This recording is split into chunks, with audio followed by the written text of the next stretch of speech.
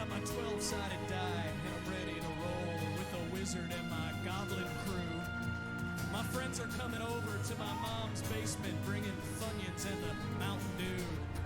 I got a big broadsword made out of cardboard, and that stereo's a pumping Zeppelin. It's that time of the night, we turn on the black light, let the Dungeons and the Dragons begin. It's D&D, fighting with the legends of yore. It's D&D. All right, hello everyone, and welcome to episode 1 of the Crown of Souls. We are very excited to start this thing, and we're running a few minutes late, just some technical difficulties, but I think we got most of it worked out. So we're going to get right into it. So the players decided in session 0 that they were going to, the way they wanted to start the adventure was they were sitting in an inn around a table sharing stories of how their latest adventures had fared well for them. When all of a sudden, out of the corner of their eye, someone notices a kobold kind of scattering in between the crowd and basically pickpocketing people. And before they know it, several of their family heirlooms have been stolen out of their inventory. And the party has decided to take charge and hunt this person down and run out into the night. Now the night it's wet and it's cold, and after down the road for a bit, this person is running faster than you can possibly keep up. And in the rain, you hope to find an inn or a shelter, something soon to shelter you from the storm. The drops fall heavy on you, making visibility very difficult. And while your boots sink into the mud, each step seems more difficult than the previous one, and the tiredness is beginning to be felt. In the middle of the pouring rain, you suddenly seem to see a trembling light in the distance. It could be a house or an inn. As you try to sharpen your view to better see what it could be, a flash tears the sky, followed by roaring thunder that almost stuns you as it is powerful. But at least in the momentary lightning reveals that the light you saw comes from the window of a small house on the side of the road. When you approach, the door opens and a hooded figure appears on the doorstep, beckoning you to approach. Inside, in the interior of the house, it looks warm and dry from where you're standing. You see a fire crackling in the fireplace, and from inside comes an inviting scent that makes you hungry and your stomach grumble. Lowering the hood, an elderly woman with her hair in a bun once again beckons you in. Her smile is a little toothless, but the old woman has a friendly face. "Travelers, come closer! Find shelter in my house for just a few hours. Keep an old woman company," and invites you into the interior of her house.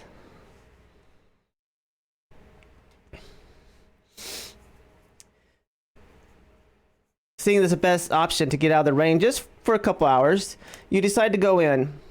"I thank you for keeping an old poor woman company. You seem like adventurous people. Maybe you could be interested in something that happened recently. A few days ago, I was looking for some herbs. I needed to cook near the swamp in the west, when I came across a curious object."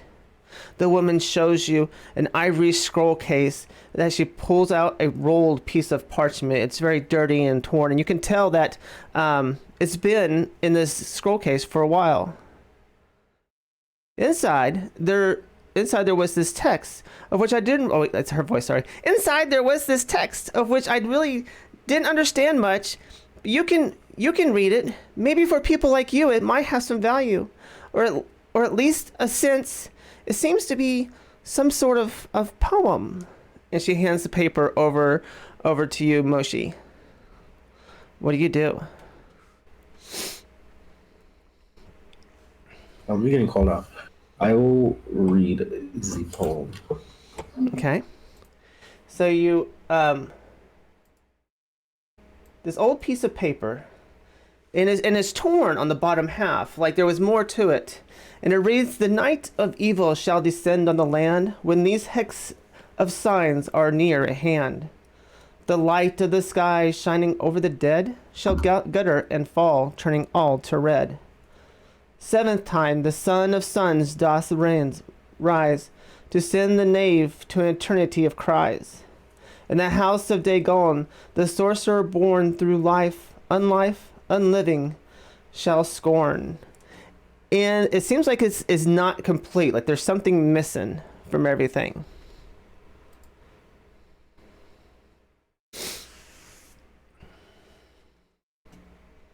Something.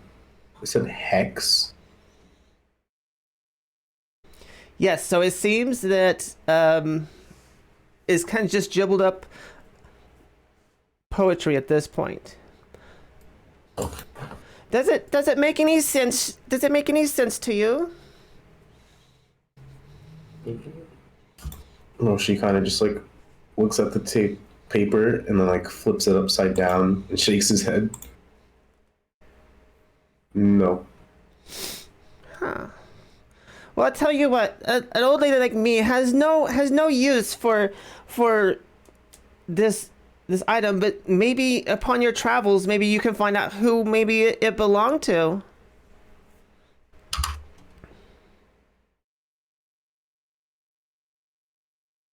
Is the handwriting on like the paper, is it neat or did it look like it was made in a rush?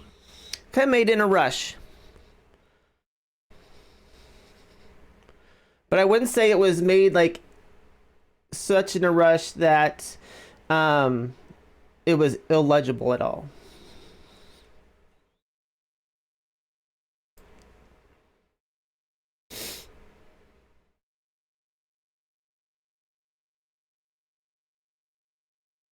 Do you share this with other people in your party? Yeah, I'll pass it around to everyone. Okay. So you should all have on your screen or in your notes on the side, you should have access to the scroll from the old lady for your reference. So I am curious. There was a kobold that came by here just shortly before you who seemed to ignore me. Was he a part of your party?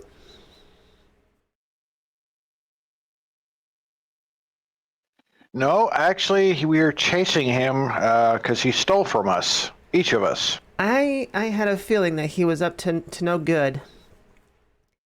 Well, I will tell you that he went west into the poem, west into the poem. He went west into the swamp where I happen to have found this this parchment. He was not very smart because he went just running off into the water.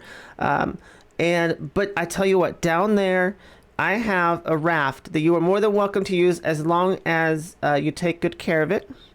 And it will be able to keep you dry instead of walking through the water. And at this time, you hear this from outside. The storm is getting just a little worse.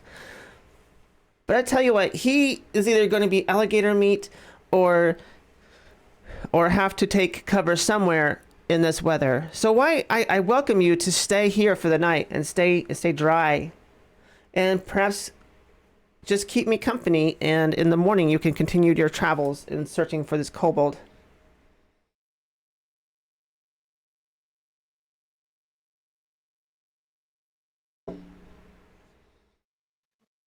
Butterfree, what do you think?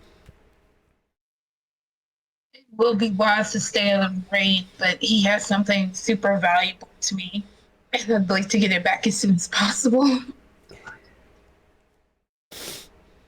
He has something of value. What did he take from you, my child? Just a small token from my grandmother.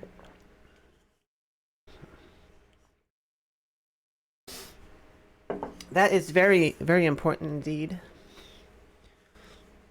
Well, the choice is yours. You are welcome to stay here and stay dry for the night. Or you can brave it and go out into the swamp at night. Do you think that he would go to the swamp? That he went to the swamp? Yes, he went west to the swamp.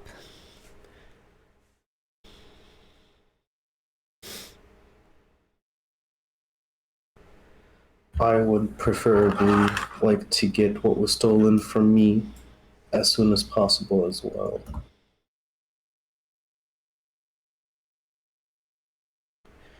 Okay. So do you guys want to stay in, or as a group, do you want to decide to stay in or go out? Go out into the night and look for him, I mean.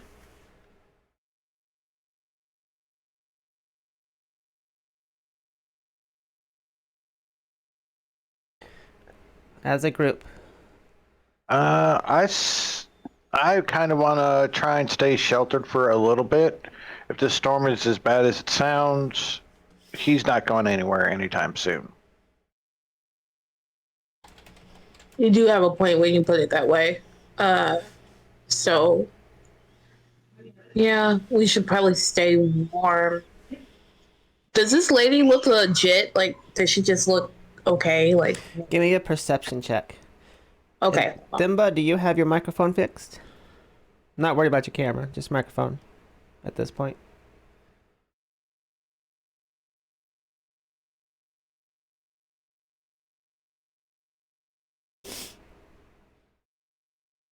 And just tell me what you rolled.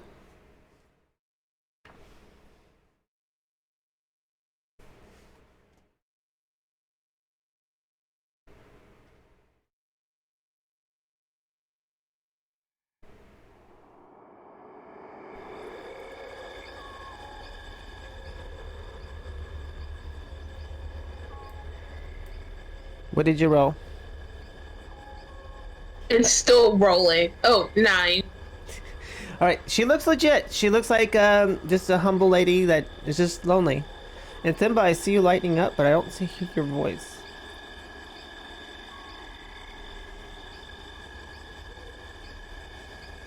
My mic not working. Yep.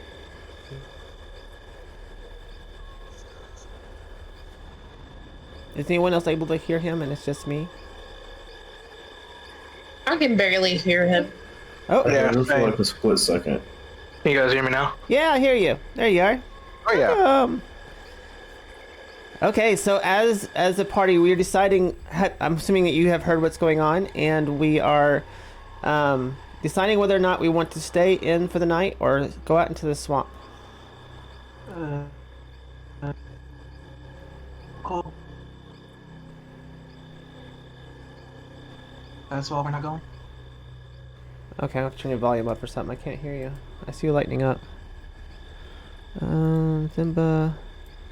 Turn your volume up. Alright, try talking now. Yeah, I don't hear you.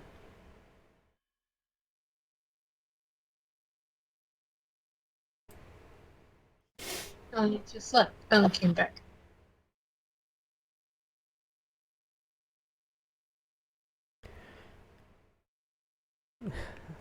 Alright, so you just keep on working on it, Thimba, listening in. If you want to chime in Roll20 chat on the actual game, if for the time being, for just this moment till you figure out your sound. It seems like it's working intermediately.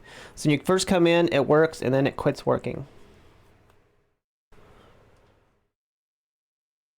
Alright.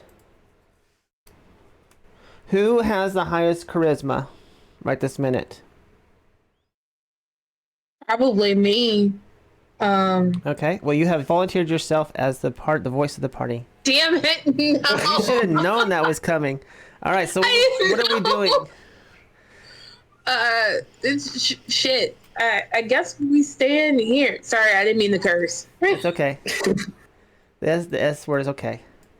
So you spend the night with there at the woman's house, and just basically just share random chit chat, nothing important. You kind of tell her some of your adventures that you were from.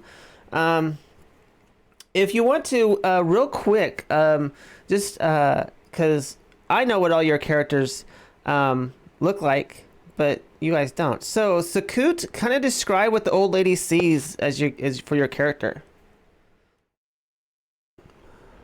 All right. Sakut is 5'11" Dragonborn. She, when you look at her, she kind of looks like she's half human.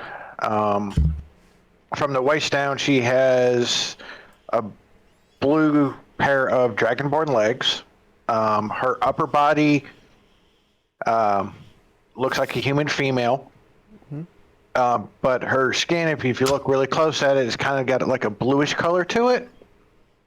And she has scales, just like a normal dragonborn, but it's just they're so lined that it looks like human skin. She has red hair, and her horns kind of make it look like she's wearing a headband. And she has blue scales around her hairline, and she has really bright sapphire blue eyes. And by looking at you, what kind of armor are you wearing? Like, are you wearing leather armor? Are you wearing cloth? I'm wearing a chainmail, but it looks more like a set of like samurai armor. Okay. All right. And then you see like a katana and a small knife on her, and then a longbow on her back. Okay. Mushi, what does the old lady see as she looks at your character? He's kind of just like wearing all black, and his wrists are a little bulky, like unnaturally bulky, and he has on these like. At first, they don't look like shoes; they look like his feet, but like looking closer, they are his shoes.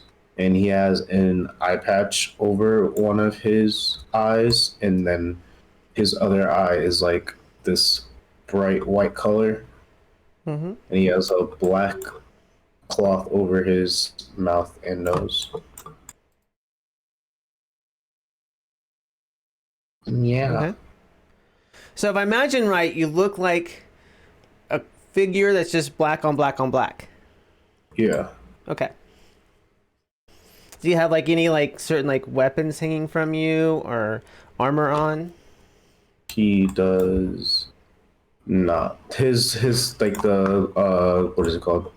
The clothes he has on does look like it has like extra padding on it, but it doesn't look like it's not like obvious that it's armored, but like you can tell it's armored. Like if you took a good look at it. Okay. Bonafrit, what does that lady see when she looks at you? She sees someone who looks human with brown skin, black hair, brown eyes. She's wearing leather armor, and I think she has a mace. And she's got a shield on her back. But yeah. Oh yeah. She looks pretty human. Pretty human. Okay. All right. And let me pull up. I'm gonna do the best I can to introduce Thimba here. Thimba is a trollkin. So they have humanoid figure, kind of greenish looking skin, a bluish gray skin, sorry, black hair, black eyes, and it looks like he's probably middle aged, and has some battle axes on his sides. So he definitely looks like a strong fighter type. Oh, I should also mention I'm probably the youngest of the party as well. So like my character's 17. Yes. You're the second youngest, actually. I think maybe 17 is 8. My brain is not working. I can't remember my own character's age. Your own character's age? You were like in the 20s. 5. I want to say you were 25 or 26 from the top of my head. No, you were 6. No, you were 6. It's 6. Yeah, it's 6. So Moshi is 6 years old, but his age is different in the way his class is, or his race. So technically, you are the youngest. D&D confuses my brain, and I refuse to talk about it anymore. Okay. So you all spend the night there, and you wake up the next morning feeling very refreshed. But immediately you realize that there is something amiss. You're lying on the grass, which where you are is completely dry. On the contrary, around you, the trees, the road, and the grass is still wet and dripping. The sun has risen, and its rays are laboriously making their way through the gray clouds. And it was this very light that woke you up. The house where you found shelter has disappeared, and you are certain to be in the same place as last night. You still have the scroll in the case and the weird parchment that you were given by the lady. So it wasn't a dream, but something strange has clearly happened to you. So you're standing on this path, and you know if you walk to the west, you can kind of see off in the distance, you can see the swamp. You are currently in the town, not in the town of Nakesh, but you're very close to it. And this is kind of like the area where it's kind of transitioning from the sea and the ocean and the rivers. You kind of have this marshy kind of swamp land before it kind of gets into the inland where there's not as much access to water. And also Gecko Boy says hi, Sakut. And so you know you can go to the west to continue on this trail. And I'm assuming that's what you want to do, because you're kind of railroad at this point. Yeah. We can go that way. I just don't want to speak talking the entire time. Swamp. My bad. Yeah. So down by the swamp, you find a raft. And you can take the raft with you if you wish. You can all fit on it very tightly. There's no room to move around. And but you could all fit on it, and there's a long stick where you can kind of pull yourself along. Do you want to take the raft, or do you just want to walk through the swamp? Your choice.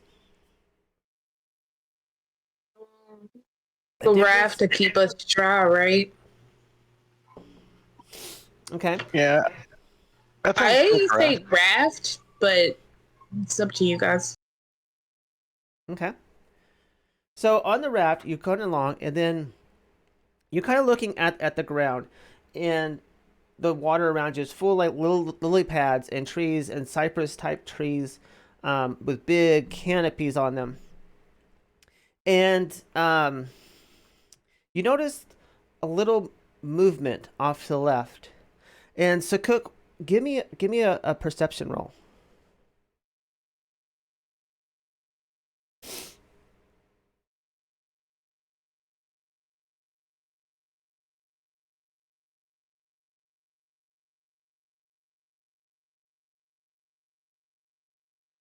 I rolled a 14. 14. So you see these eyes kind of off to the left, and they're not just small eyes. We're talking about big eyes, like 3 inches in diameter. They're huge for what you would think would be an alligator with its tail and its spine sticking up out of the water, but it's all larger.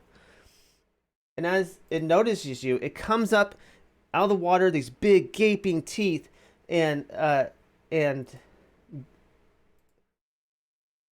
attacks you, but doesn't surprise you. And off in the distance, oh, you'd be closer than this. She's on the raft. I know there's ground here, but pretend it's a raft. There we go. Make sure everyone can move their tokens.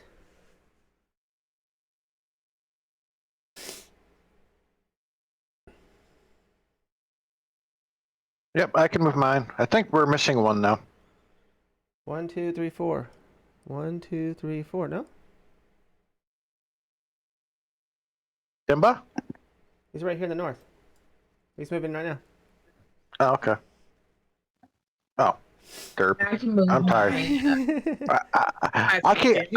I keep thinking that there's 5 of us playing, not 4. There My was bad. 5, yes. Okay, so this giant alligator it looks like it's very old, but it looks like also that it's been hit before. It has wounds already on his body, so he's pretty bloodied at this point already, and your raft has kind of just drifted into his area that he's protecting. And y'all get to roll for initiative.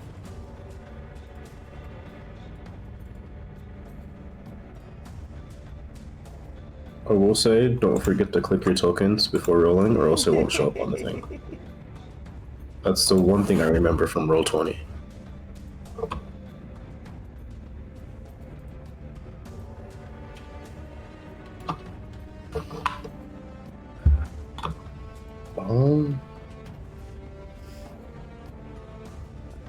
I mean, I'll take a 17 for me.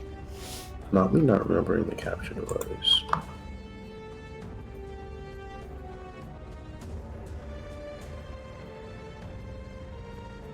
Alright, Bonifreet, we're waiting for you to roll. And I'm waiting on 1, 2. Sakut, I don't have you in here. Oh, why didn't it put you in there? You must have done a picture thing first. Hold on. Add a turn, you rolled a... I'm gonna give you a 17.2. What is the 15 and 14 for? And 20. I'm lost. So if you go into your character sheet, you can actually just click initiative. I transferred everyone's characters over to Roll20, so all your stuff is in there. Just click on your token, open up the character sheet, and click on the word initiative.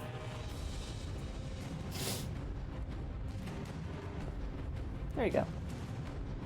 We got 1, 2, 3, 4. Okay, we got 4 players. Let me organize this here. Alright, so Coot, you were the one that notices this alligator, so you are also the one that's also going to get the first hit. So, what do? You're on this raft. You cannot move because you're on the raft unless you get off of the raft.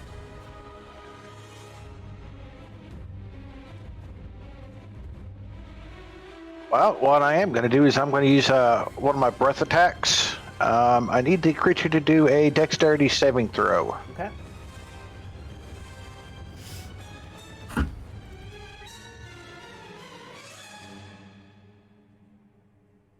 Alright, and I am going to roll a 12.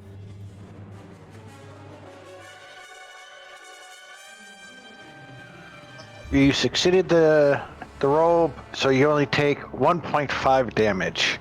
Okay. Alright.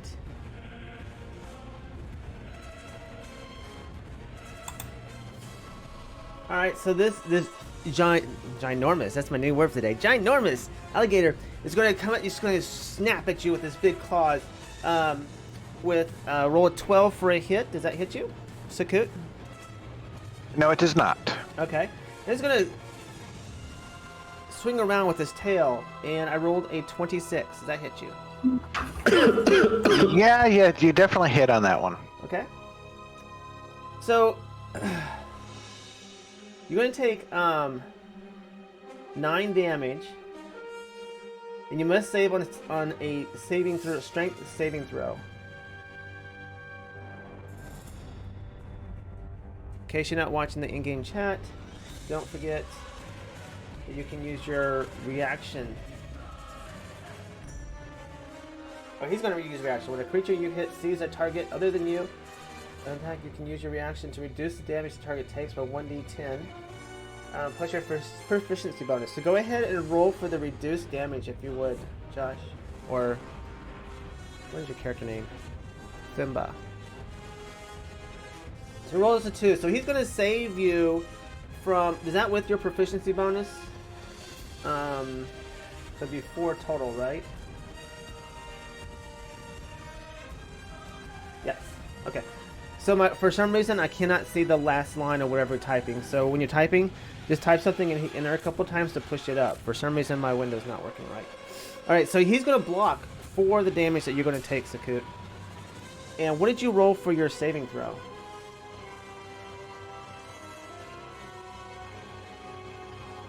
Sakut?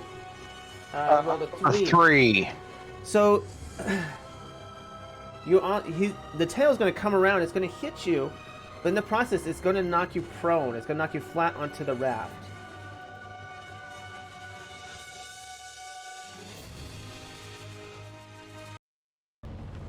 Hey, I want to make this thing into luggage.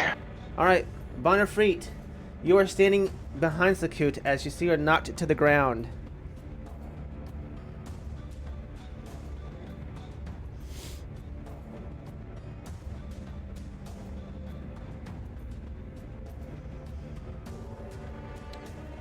Bonafrit. Yes, I'm sorry. All my stuff is in here. Sorry. Wait. Oh, I'm slow. I found my spells. I am going to cast.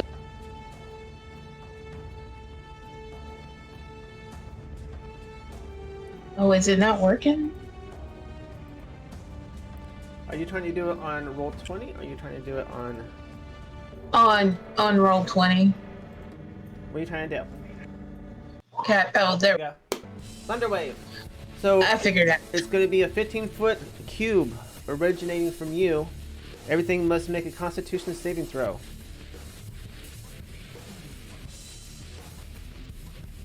So that's going to be... Including,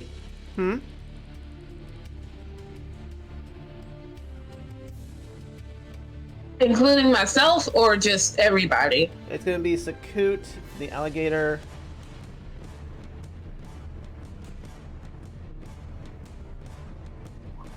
Everybody, basically. It's going to be all the way around you.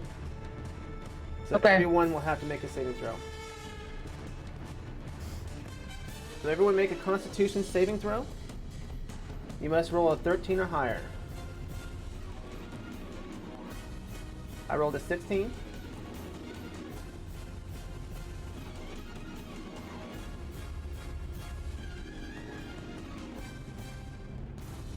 Seven go crazy for real.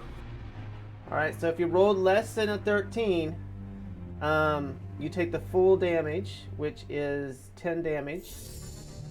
And if you saved, you rolled a 13 or higher, then you take half of that. And you're also, everyone, if you failed, has they're completely within the area effect, or I'm going to be pushed 10 feet away from you. Alright, everyone is pushed away 10 feet from her. So you are off in the water. My bad.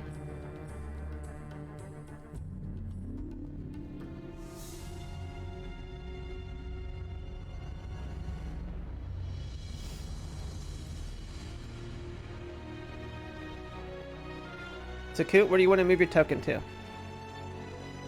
5, I just moved it, and I am actually unconscious now. Yes, so as you begin to fall unconscious, you notice as you're laying there, the vine next to you is slowly creeping across the ground at you. It spikes in its slow snapping claws. You've woken up this vine-like creature on the ground. I am so sorry, everyone. Moshi, it's your go. You are in the water. You are going to move at half speed. Okay.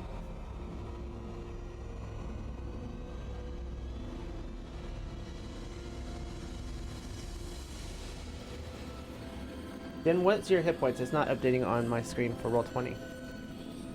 My total is 18, but I'm at 0. I'm down. Okay. I will.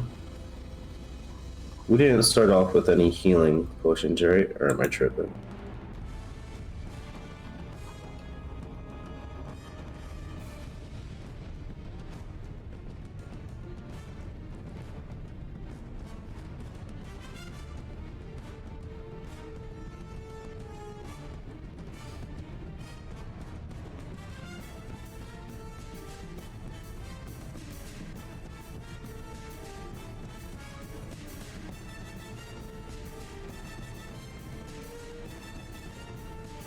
Oh, okay.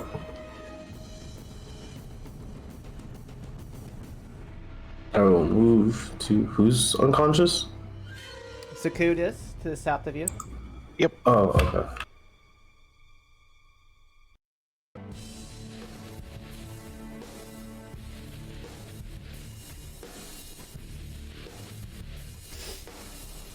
I'm gonna use. What Now, is it just so you called? know, you can move through player token spots. You just cannot stop it. Oh, okay. So you don't have to go around her to use your space. You can go through her and keep on going. Do it. Yeah. There you go. So I'm gonna have to use my bonus action to dash. And then I will use. Do I see the vines? You do. You see this, but these vines, and let me show you a picture of what they look like here.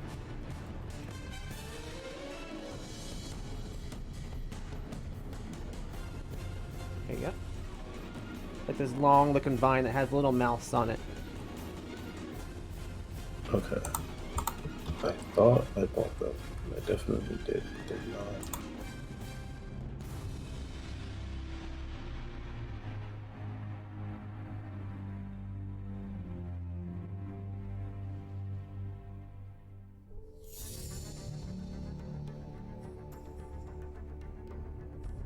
Okay, scratch that. I was gonna use a healer's kit, but I don't have one, even though I thought I brought one. So You can I'm still, even though you don't have a healer's kit, if you want to, you can still roll for medicine and try to stabilize. nope, no. I have a +1. I can fix it on my turn. Okay, I'm going to. Oh, what are you? I completely forgot to ask. What are your rules for pulling out 2 weapons? As long as you pull them at the same time, I'm assuming you're just kind of like grabbing them and Yeah, at the same time.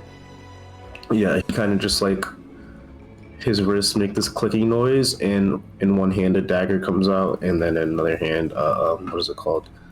A short sword comes out, and he is going to attack the vines with the short sword. Okay.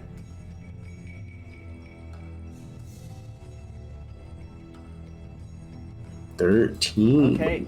So you're whacking at the branches and cutting them up. As you can kind of see, they're crawling more towards Sakut on the ground and her blood that's in the water than worrying about you. Okay. Did I hit? You do hit. Okay, yay. 8 damage. And 5, not those, no sneak attack. Alright. So, Thimba, it is your go. What would you like to do?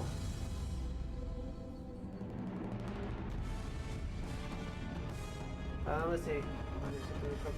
The bonus action, you spend 1 hit die to regain hit points. Alright. So he's going to use his token race ability, which is Inhuman Vigor. That's going to be able to let him spend 1 of his hit dice to basically heal himself. And he heals himself for 10.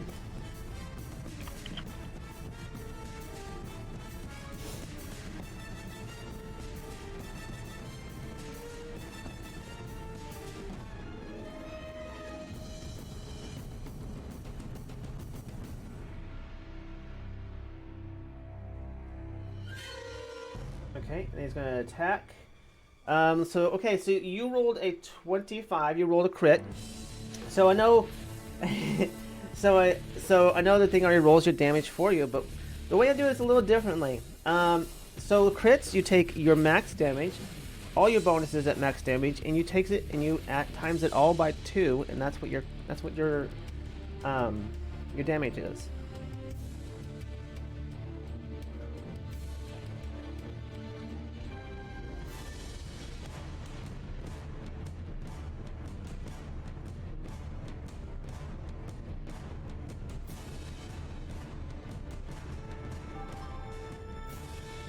Let's see, D&D.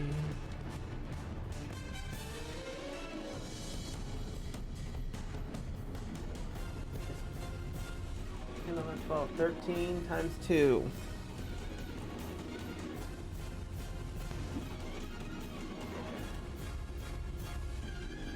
For 26 damage total on this alligator.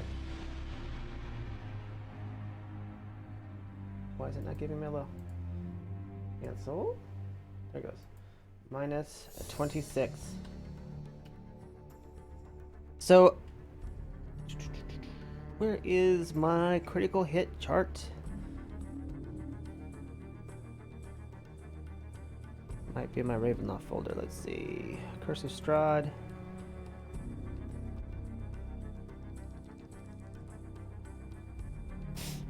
Thimba loves us already. That's alright. So Thimba, I owe you a boon. Okay, I will find it on break.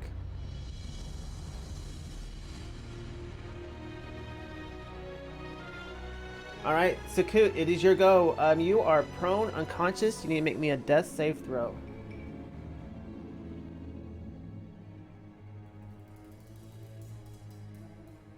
All right, so you pass. So you don't have to make any more. You're now stabilized, and you have 1 hit point.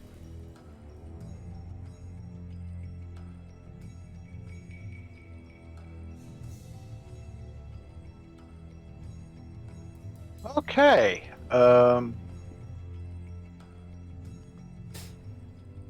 Yeah. You see these vines on the ground, kind of coasting the top of the water, just at you.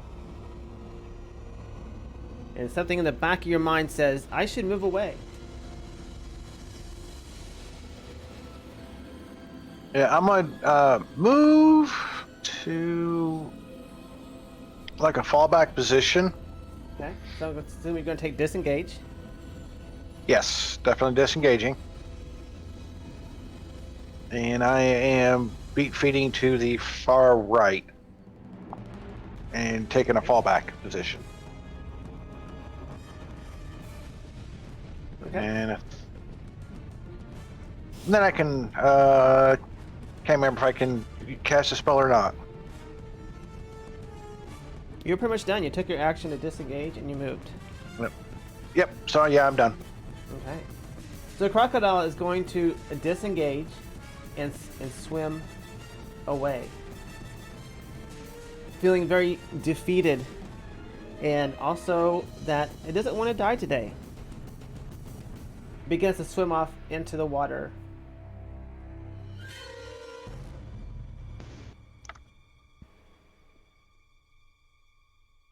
Some no more alligator. We're good. We're out of combat. Do what? Are we out of combat now? Yes. Cool.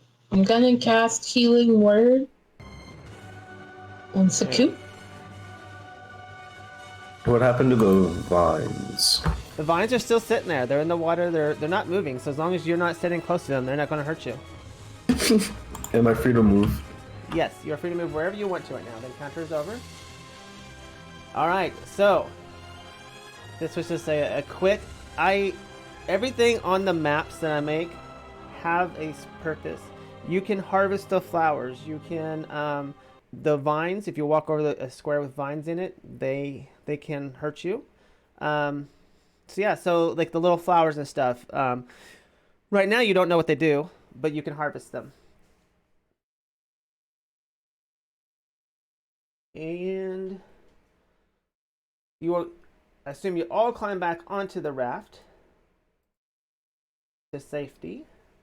Is there like a oar or something to steer it with? You have the long stick that you're kind of just pulling yourself through the swamp with. But the alligator is not wanting to die today, and it knows messing with you now is not a good idea. Let's see. You casted Healing Word. You Yeah. have 6 healing words. Healing words. You get 6 healing words to who I'm assuming is Sakut. Yes. Okay. I guess give you 7. There you go. 6 words is Sakut, please heal up quick.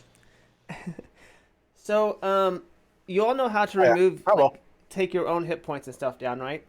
On roll Yeah. If you click on your Yes. token, you should get the little bubbles up, and you can click on it. The green is your health. You should be able to hit like -5 or +5 or something like that.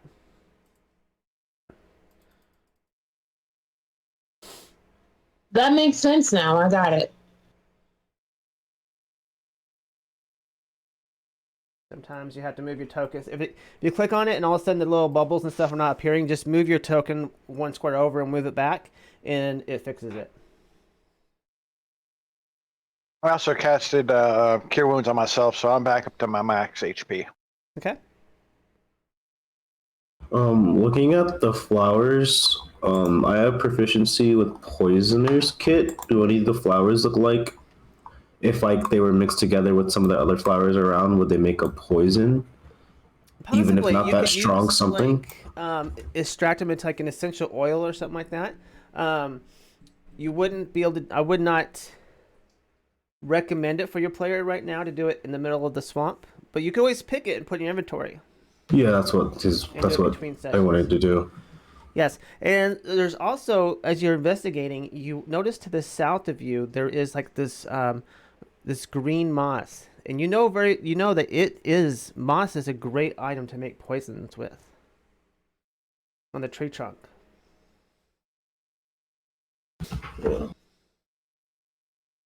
So yeah, while So if we're you want to going, add, roll a 1d6 twice, and so you got a 3 and a 2. So you got 3 flowers and 2 pieces of green moss.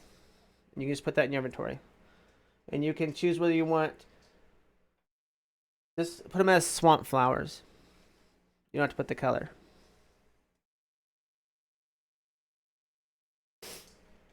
While he's doing that, I'm gonna look around from the raft and see if I can see which direction that kobold went to. Um, so it's in the water. So, and the raft was there. So, hopefully, maybe he was in the belly of the alligator, or maybe you will find him later on. But off in the distance, you do know kind of between the trees. Now the trees have become like this canopy, so it's darker in these trees than it is, outside where you were. And it looks like if you paddle down a little further, you can see maybe like a house or a shack off in the distance. Does it look like the house we No. walked up to the night before? Is a different one? Mm-hmm. Okay. Um. This one is like Also, it's like in the water. also, are any of the items that you guys had magical?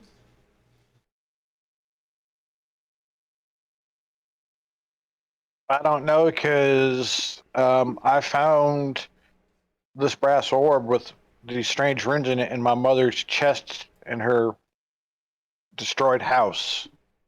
I have no idea what it is or where she got it.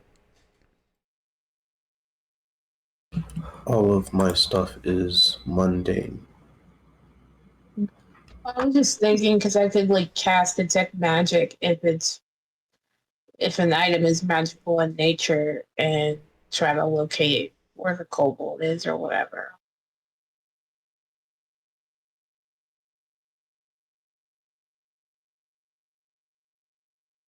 It still would be good to cast it as a ritual during the boat ride, no? Yeah. Yeah, I can do that. Is that okay? So it's going to give you a direction. Make sure I understand this right. So it's going to give you a direction of where your items might be. Okay. Is that what it does?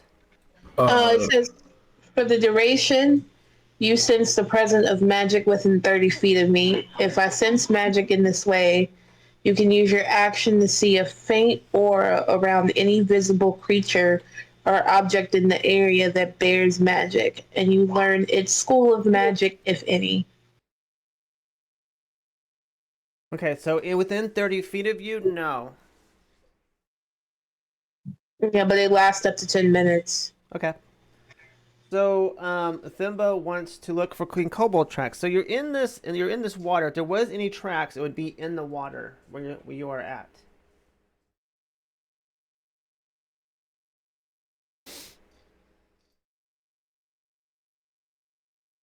I know this map has land on it, and that was my goof. But you're in the water.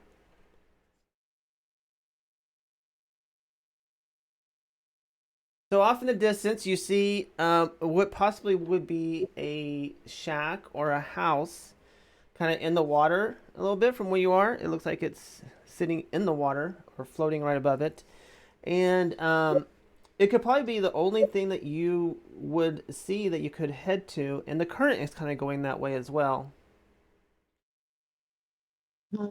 We go that way.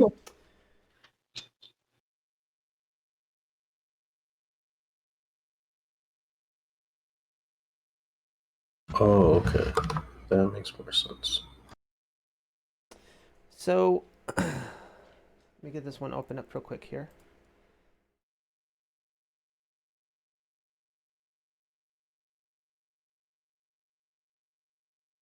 I just want to point out that how funny it was from my DM side when I pulled this up to have on my first combat Thunder Wave while everyone's sitting on a raft. Sorry, I didn't realize it was going to do that till way too late. My bad. All right, here we go.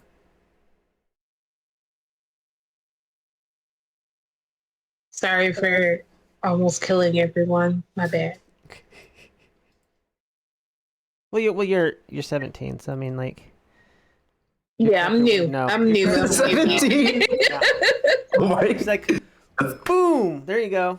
Oh, I didn't realize it would do that. I'm not that. I'm gonna use that in court. I'm gonna rob a bank and be like, "Well, I'm 19. I can't really, you know." That's not how I meant it. I But only rob like 4 banks. I'm 19. so the trees in the swamp, as you get closer to this house, the branches and exposed roots, kind of making it a hard process, a hard progress to go. It's gonna make it slow and difficult. Sharp broken limbs are scratching your arms and your legs as you kind of weasel your. And the wind whistles an odd, lifeless tune as it rushes through the leaves overhead. As you break through all the foliage, did I pop up the right one? Yes, I did pop that. I'll make sure I read the right one here. You see like this light coming from within the house itself through the windows. And kind of like moss to a flame, you slide easily toward the source of light. And as you get closer, it's a small wooden house. There's light spilling from its front 2 windows, and there's a door that's kind of cracked a little bit. The house is sitting on a dirt mound, and it kind of gives the illusion that it's suspended in air. But as you get closer, you notice that it's just sitting on stilts to hold it up off of the water just a little bit in case it rises.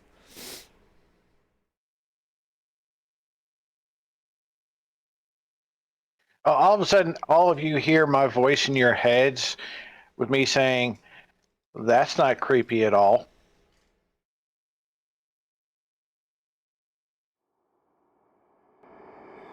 Is the house like super old, like it hasn't been lived in, or? Well, the lights are on inside, so you can only assume that someone is living inside. But yes, it has been very like, it's very dirty and stuff on the outside because it's a house in the swamp.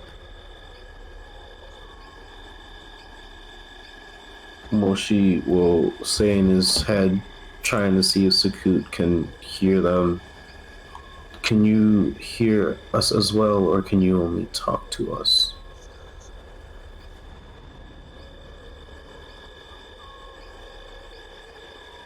Are you basically hollering out to see if someone's inside? No, I thought that Sakut did something with telepathy. Yeah. I don't respond. I'm just like looking around. Like I never even heard you. Okay. He just like nods his head and just looks on forward, and he like whispers to everyone. So what's the plan if we get inside? No more Thunderwave.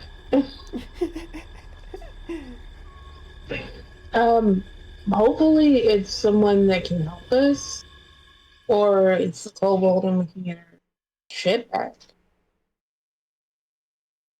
I don't think anyone living in an area secluded at this would help strangers.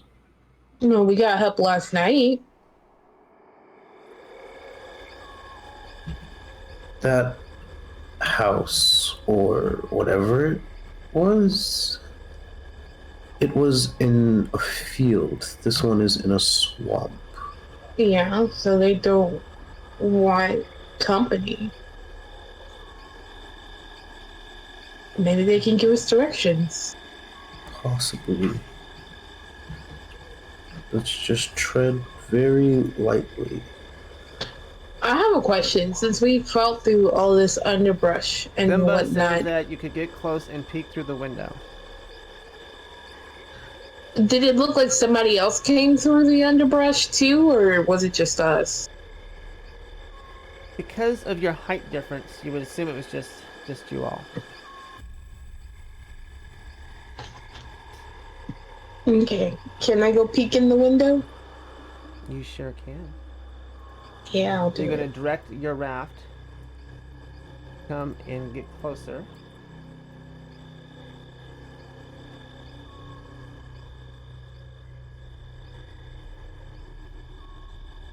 You're going to peek in a window. Do I have to roll anything?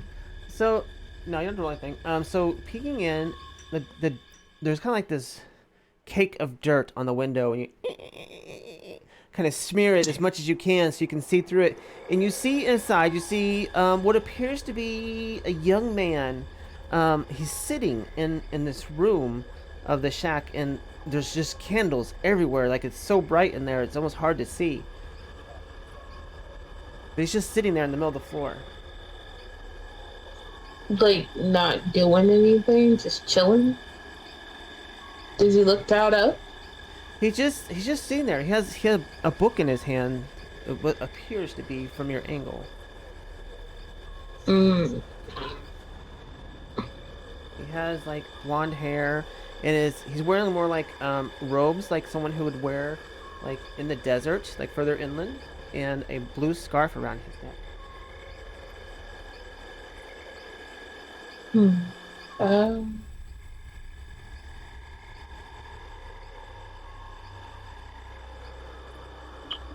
Um, Should we go Thimba, in? give me well, Thimba's not looking. He's hollering over to you, and he's like, "Hey, is he doing magic?"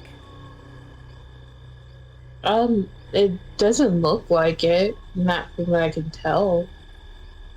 I shake my head. No, more quiet.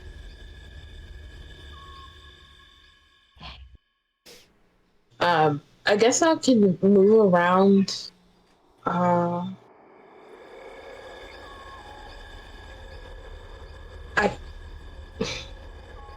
I want to try the door, but I want to make it like where he would notice like I was like trying to open it just to see if it's unlocked. Okay. So as you come around to the front of the house, it's already it's already unlatched. It's open just a little bit, but as you get closer, the breeze seems to make the door creep open just a little bit more the closer you get. Like, Oh God. Okay. and there's no figure that steps into the light to greet you, and not even a shadow is passing in front of the door. But the house, the light inside the house is like inviting you and into its warm light. It looks very warm in there. I'm gonna whisper to band free if they see anything, if they're detect magics. Oh, is it still running? Because it lasts for 10 minutes, or is it gone? It is They still detect going. You magic. haven't detected any magic.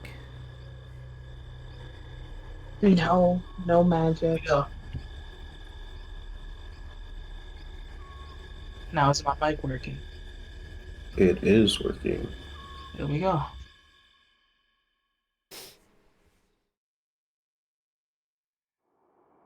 So what do? You have this door that's creaked open. No one's come to the door. No one said anything. I guess I'm gonna push it open. I don't know what else to do. In real life, I would not do this. I was like, you sure are brave. Yeah, this is some white people shit. So you open up the door. You notice that the door opens to a little house that only has one room. And inside, you can guesstimate that there's about 24 lanterns hanging from pegs in the walls and sit on the warped wooden floor, flooding the house with light. To the right of the door is unopened boxes that have been neatly stacked against the wall, and an open-topped barrel sits next to the boxes. In the center of the room, facing the door, is a young man. He sits with a circle of 5 burning lanterns with his large, blank eyes fixed in place. The young man is unusually thin and pale, and his long blonde hair hangs limply to his shoulders. His features are tortured. The simple shirt and pants that he wears are clean and fresh, and he clutches a small book in his lap, but makes no move to get up or greet you, except to slowly struggle out an incomprehensible phrase. The on descend shall evil of the night, the land. At near is signs of a hex, and it's at hand. Then he returns to his quiet state, neither speaking or responding in any way. That sounds like that poem, right? Yeah. Who has We the got the old poem? lady. Do I have the poem?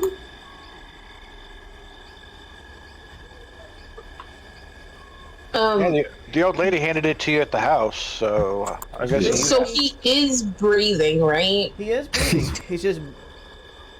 If you on the right-hand side, you have the little newspaper for your journal. You should... Handouts. Yes, Okay, you should yeah. be able to see under handouts a scroll from old lady. Yeah. I'm gonna, like, keep my distance, but I'm gonna read the... From the scroll, does it look like it's the top part of the scroll or the bottom part of the scroll? I forgot to ask that. The top part, like it's been broken off on the bottom. Okay. I'm gonna read the first part to him. Okay. The first, like I'm gonna read my part of the poem to him. Okay. What does it say? It says, the night of evil shall descend on land when these hexes of signs are near at hand. The light of sky shining over dead shall gutter and fail, turning all to red. 7 times the son of suns doth rise to send the knaves to eternities of cries. In the house of Dagon the sorcerer born, through life unliving shall scorn. So as you finish, he's just sitting there. He doesn't move his head. He doesn't break his gaze. He's just off into the distance with his eyes. The descent shall evil night the land. A hex at hand.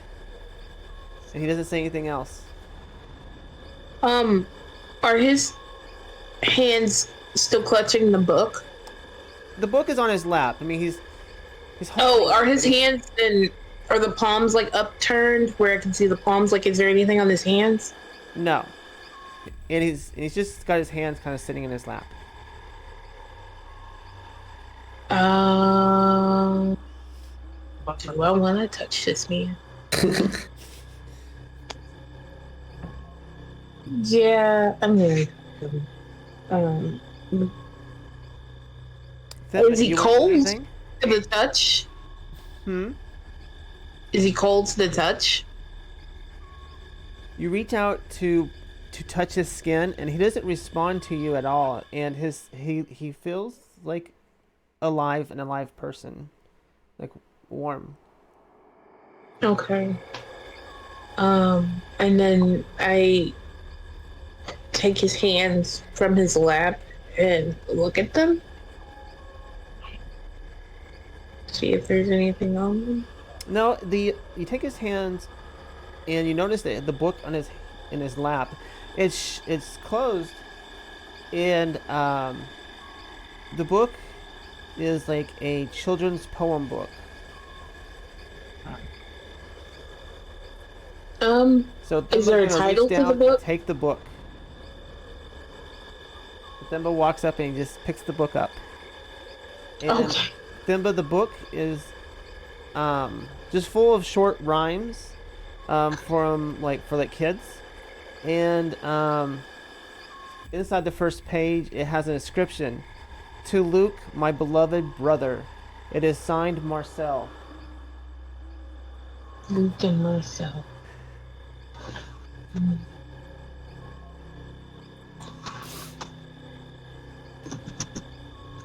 Is there anything in the house, or is it just the lanterns? Are there like cabinets or like There's shelves? boxes next to the door with a barrel. Is it? I don't know how barrels work. Is it Barrels like are the big round things made out of wood with the lid on top. okay? It's more of okay. I know like 8 types of different barrels for no reason. I wasn't sure which type it was So I don't know how barrels work. I love that comment. because there are like the wine barrels, and then there are like the storage Yeah. barrels. I'm like, okay, which one? Is there a bed anywhere? Like I can Nope. try to move? No bed. Nope. So What do this you- looks. Oh, go ahead. Sorry. No, does it look more like a storage hut instead of something you live in? Well, I mean, you could live in it if you put a bed and stuff. Yes, it's just a 1-bedroom kind of like house in the middle of the swamp. Oh, he got that New York apartment. But right now it has no furnishings.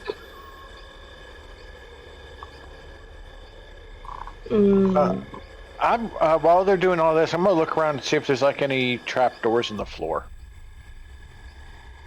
All right, roll me an investigation check.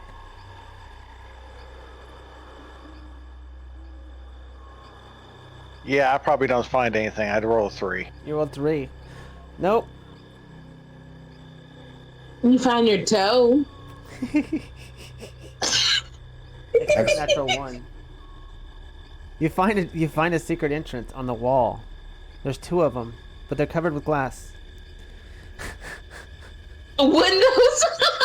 That took me a second to process. That took me a whole. I love You that. I decide love what you're gonna do with this boy, and I gotta let my dog out real quick. Okay.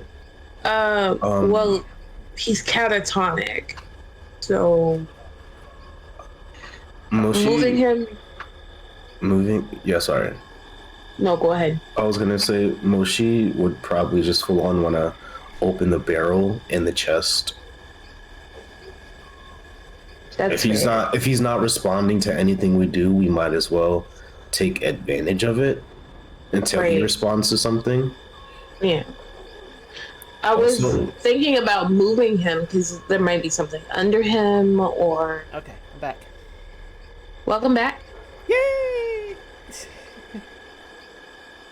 All right, so what do we decide? He is sitting in a circle of 5 lanterns, so Oh, like a pentagram. There's no pentagram on the ground. It's just 5 lanterns on the floor. There's like 20 around the room, and it's so bright in here that there is like no shadows on anything. Are Can I the blow? good? No, you go ahead. I was gonna say, are the lanterns on the ground in a specific pattern? Nope, just randomly, just everywhere. Okay.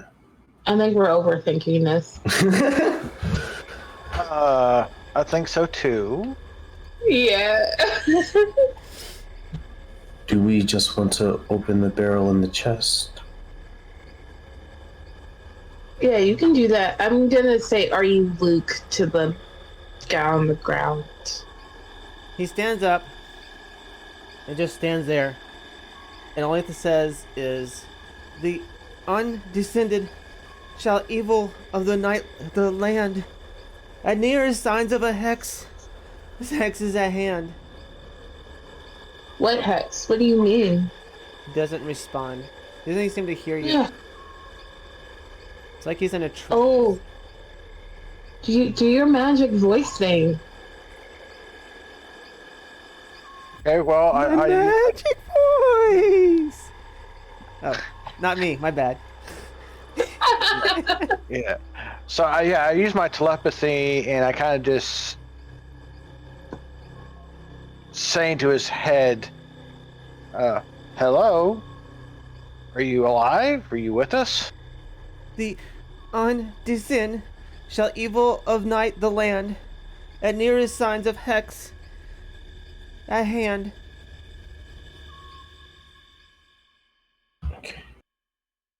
You're not making any sense to us. And Moshi's just gonna like, does the chest look like it has a lock on it? There's no chest. There's boxes. Oh, boxes. I mean, the boxes. The boxes do not have locks on them. The boxes look fairly new. Okay. Moshi's just gonna start backing up towards a box, and he's just gonna like open it slowly. The name of the person in the book was inscribed to Luke, my beloved brother, and it's signed Marcel. Okay, what are you gonna do, Mushi? I'm sorry. I was gonna open one of the boxes. Okay, so you open up the box and it's full of vegetables, like fresh vegetables, not they haven't been sitting here for very long. And the barrel off to the left of you where you're standing, the lid's not on it, and inside it looks like it's water. Looks okay. Well, where the hell is Marcel?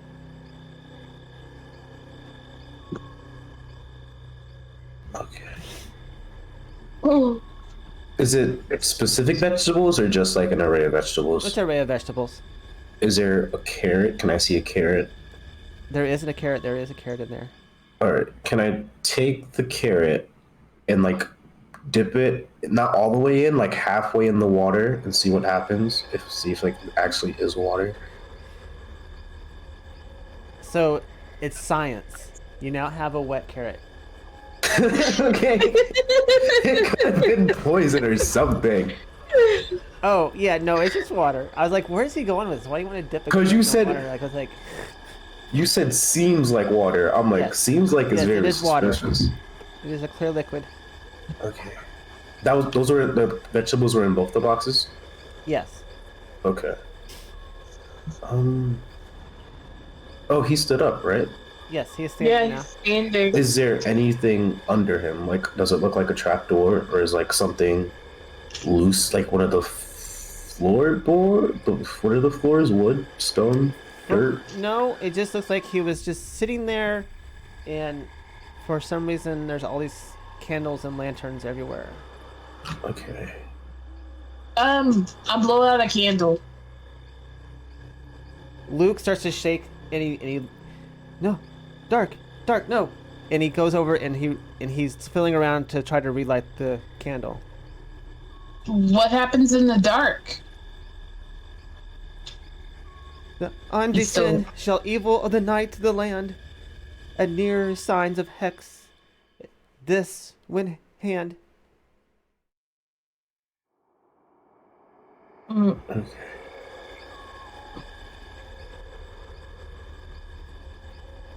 Is the fireplace lit? Oh, the night of evil shall descend on the land. So he's standing in the light because the darkness is when the evil comes. What does he do at night? The undescend shall evil of the night of the land. He just keeps saying the same thing over. I don't know what to do with dude. I feel like we're taking such a long time. Is the fireplace lit? There is not a fireplace. Oh, okay, sorry. I saw the chimney and I thought there was a fireplace. No, it's just because Aesthetic. that's the house that was with our incarnate maps. Alright. I don't think that... Candle and relight it and be like, I have a feeling he's gonna be safe here. Yeah. Plus his brother will probably be back, Marcel or whatever. He won't answer us about him, so I don't know what else to do about him. Yeah. No, Question she's... is did he respond to being called Luke? He's either Luke or Marcel. I'm honestly not entirely sure. I assumed he was Luke since he had the book. Yeah, that makes sense to me.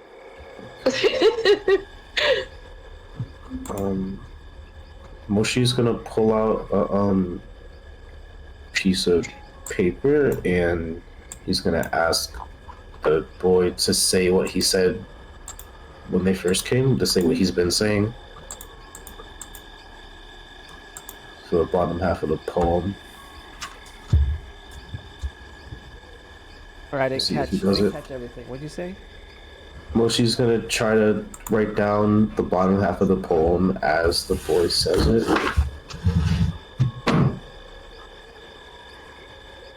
Gonna. So that we can have it for reference. Oh, you talking about the what he's saying? Yeah, because he said at least I think he said the other half of the poem. Oh, thee on descend shall evil of the night the land. At near is signs of hex, and this wind hand.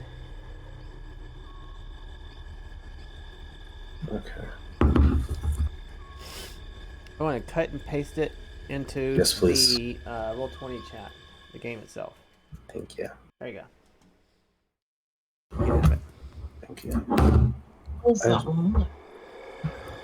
I don't think there's anything else we can do. I don't think this house holds any secrets. It seems very simple. So the Yeah. sounds outside the swamp have been like crickets and chirping, like the crickets and croaking of ribbits, and it seems to be growing louder, like a big roar, roar, Oh, like I water step stopping. outside. Can we see what's going on from the window? From outside the window, you see a very large frog coming towards the house. Oh god. Roar. It's a big ass frog, guys, outside the window. I don't think. I think we should stay inside until it loses interest. Yeah. Yeah, I agree. Wait, is it just like a frog hopping to the house? Like a frog just really giant? Or is it like It's a really giant humanoid? Okay. It gives you So this you guys want to wait? Your characters right now have this feeling of like, I guess you would say dread, because you have now gone to this land where you don't feel like you are the top of the food chain. That's fair. I don't like that. They're getting closer. Should we hide? Is there anywhere in here to hide? It is an empty room with lanterns. Ah, Is the barrel full to the brim with vegetables? It is full of water, yes. I mean, are the boxes full to the brim with vegetables? Yes. Okay. I was gonna say a 5-5 king about to just hide in there, but it's full. 5-5 king. I love that. All right, so it's been 1 hour. We're going to take like a 5-minute break, and we will come right back. So you guys think what you want to do? He's got this frog outside, and I'll explain it here. Before we take the break, I'll explain one thing. So the frog is getting closer to you. It's getting closer, and you're watching Bonifree at the window. Say, "Hey, yo, a frog's coming." You notice this frog is not like any other frog you've ever seen. It has razor sharp teeth in its mouth, and instead the mouth is opening up and down. It opens 4 ways. Each time it goes. Nope. Oh yeah, the frog got that for real. The frog got that for real. All right, we're gonna take a break for 5 minutes. The frog got that for real. Maybe we can try to get on the boat fast and leave. It's much, much bigger than us. It's not gonna happen.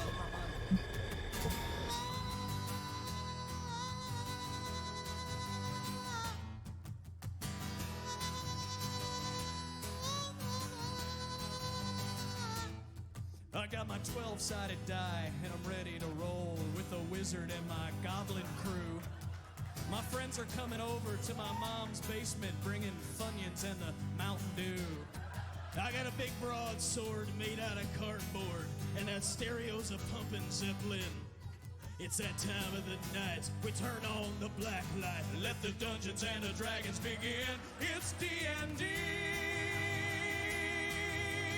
fighting with the legends of yore. It's D&D, never kissed a lady before. Nope. Woo!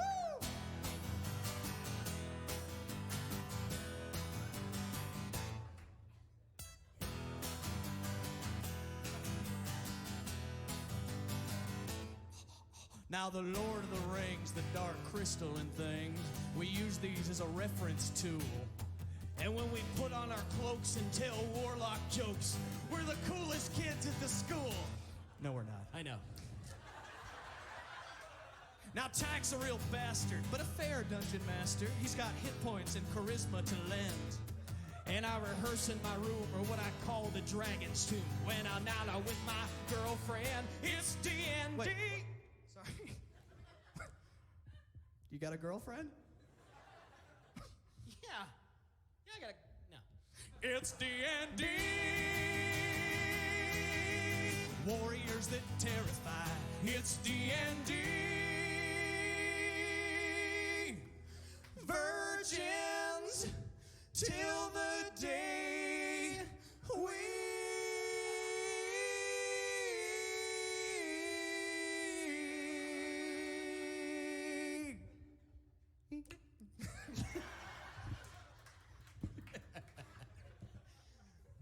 One, two, three, four, die!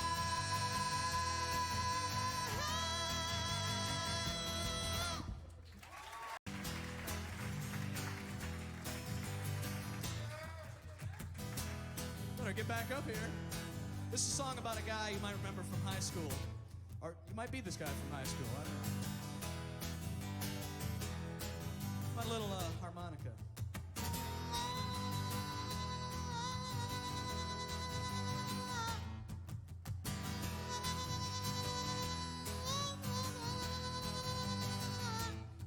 I got my 12-sided die, and I'm ready to roll with a...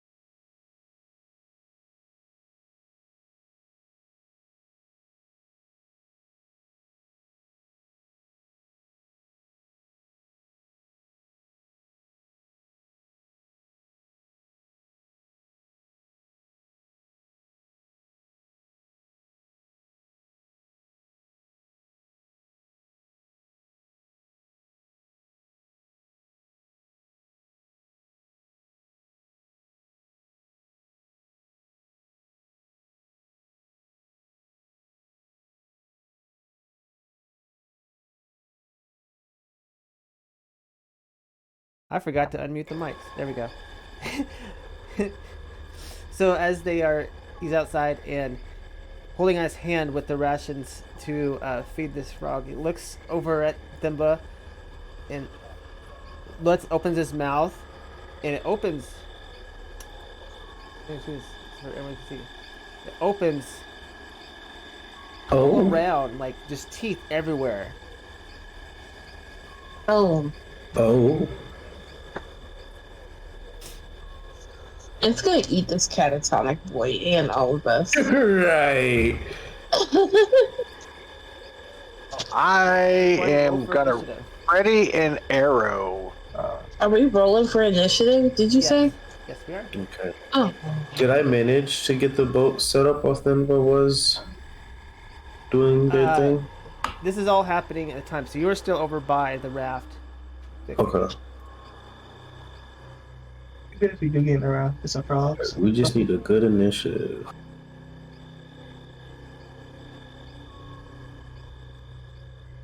Alright, 12 is something. Frog got 20! Mm-hmm. Screaming, crying, screaming, and throwing up. I don't know why it's not putting mine on there, but I got a 13. 13. Okay. Not a problem. Oh. 13. Okay, so I don't have Bonifree. I don't have you. What'd you roll? 8.1. 8.12. Let's put you at 8.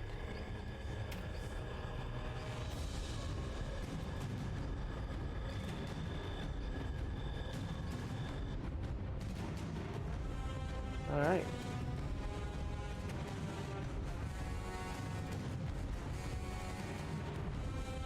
So, Thimba, it moves closer to you to eat the food, but you realize as it's coming into the food, it's not going for the food, it's going for you.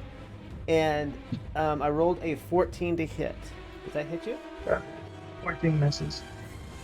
He's still coming. Looks like your AC is a 17. If I'm not mistaken. Damn. Yeah, your armor class is a 17. So that is a miss. In Thimba, it is now your go. Alright. Frog doesn't want to be nice to I was gonna be nice to it. Alex, that hit? 13. You hit with a 13, and you do 6 slashing damage to this frog.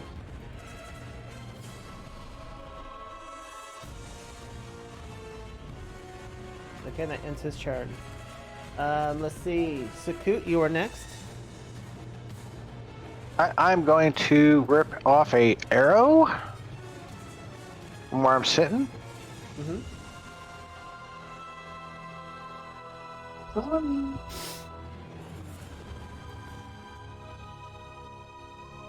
18 hits for 6. Yep.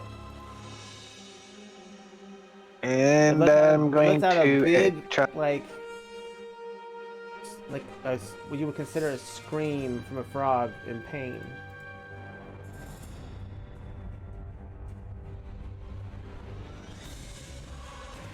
Moshi, it is your go. You would be. Are you going to use your action to continue getting the boat ready, the raft? How hurt does the Mr. Frog look, Mr. He Jerry? is bloody. Bloody? Okay. I'm just gonna help everyone else. I'd rather have everybody attacking than one person doing something else.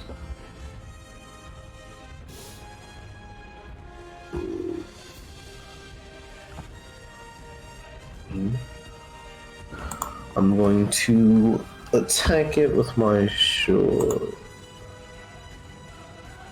15, 20, 25. I completely forgot. Do you do flanking? Yes. So Okay. if you are diagonal from the other person. So being in a large, since this is a large creature, if you were here or here, I would still give you the flanking. Okay.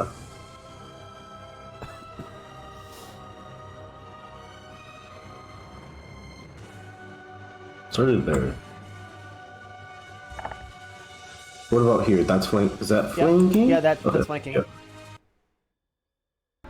Okay, that's all I'm doing. So I am going to attack it. No, he's gonna like. The weapons are gonna come out his wrist again, and he's going to attack it. Okay.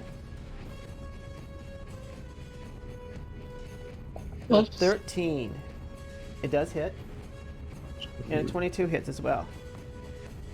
Is your flanking advantage or just a +2 to the roll? Just with advantage. Okay, so it would be the 22. Mm-hmm. And then 14 total because sneak attack. So your attacks just you just get behind it and you're just dicing it up based at this time, and you kill, and it just collapses dead in front of Thimba, and all his life leaves his body. But off in the distance you hear this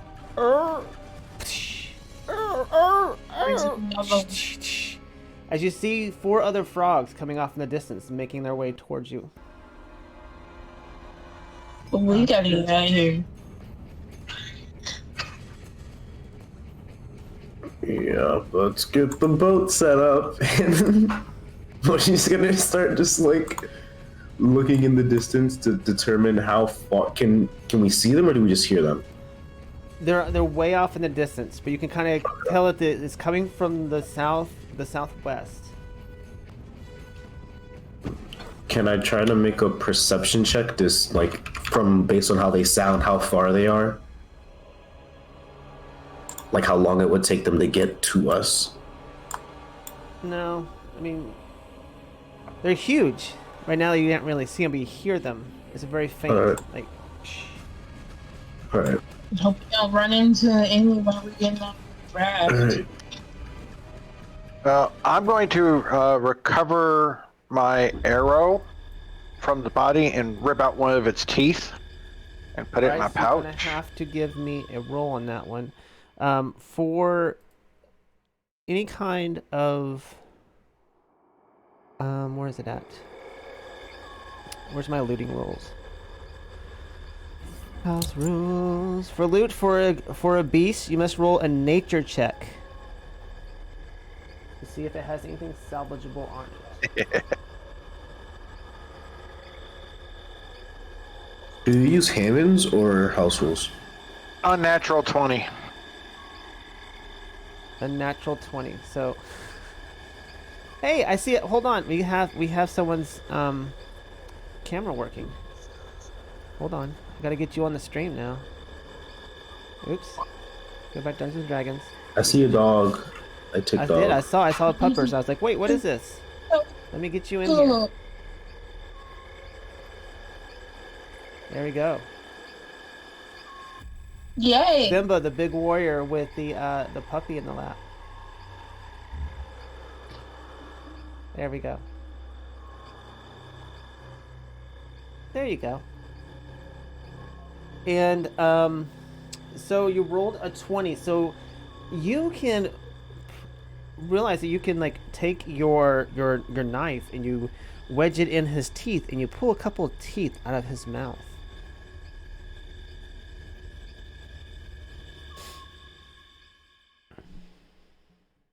Do I get my arrow back that I used on him? Yes. Okay. See, it sounds like it's getting a little closer. Off in the distance, Well, I'm gonna these silhouettes of these frogs, and there's Oh shit! they look We're not small. getting out of here. They look smaller. From their distance, yes, they look like small frogs. I suggest I was that gonna we. say that we have a big mini one. I suggest that we get a move on. They're probably small because they're so far away, but they're probably as big, if not bigger, than this one. Yep, I agree. I will cover everybody as we get on the raft and start moving. Okay. So the current Since right I now is have- taking you north, away from the shack. Is the And boy? Luke is on this raft with you, and so he's very cramped. But you manage, since he's a smaller person, that you manage to just tightly squeeze in there. Everyone, suck it in. Don't breathe. Don't cast. Don't breathe. I don't breathe anyway. It doesn't matter. Okay. And you start with your. I'm assuming that you're going to try to move this raft as fast as possible away from the frogs that are closing in on the house. And to the north, you go, and let me get the next encounter out. Let's see the camp. Where is it at? Can I, while we're like moving, can I light a lantern and give it to Luke? You can. He just stands there, kind of. Let's see. On the boat, he would actually be next to Thimba there. He's just standing there, staring at Thimba, not saying a word. And he takes the lantern, holds it in his hand, but he's holding it down by his side. Okay.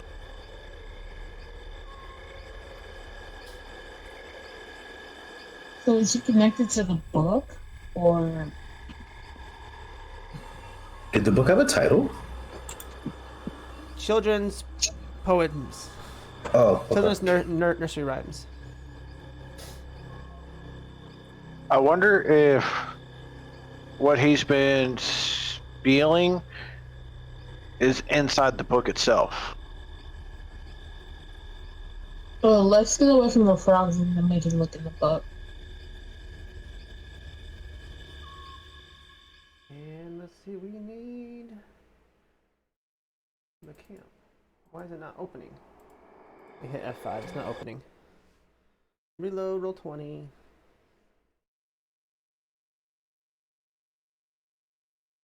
Let's try it again. There it goes. So up ahead, you have some going through the swamp as you are rowing away. The frogs come to a point you can look back and you can see them kind of just overtake the house. And kind of off to the right a little bit, you see the water kind of comes more to like a stagnant flow, and you see a fire, like someone has built a small campfire on the edge of the swamp, and it kind of is sitting in the middle of maybe like what appears to be a small camp.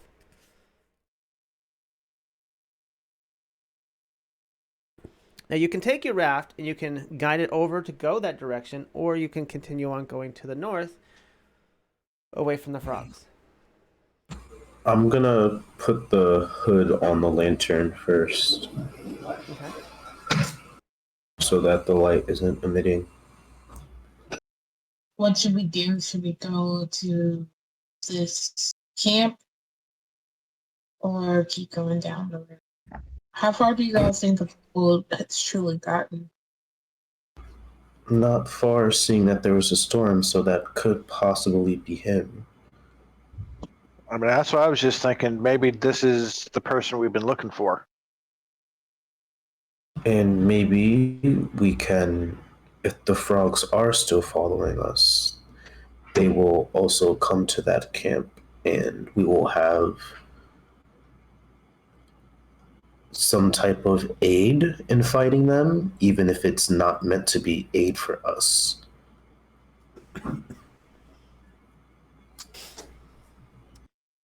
Then, but you do see like some shadows moving about that look humanoid. He's asking if he sees any people next to the fire.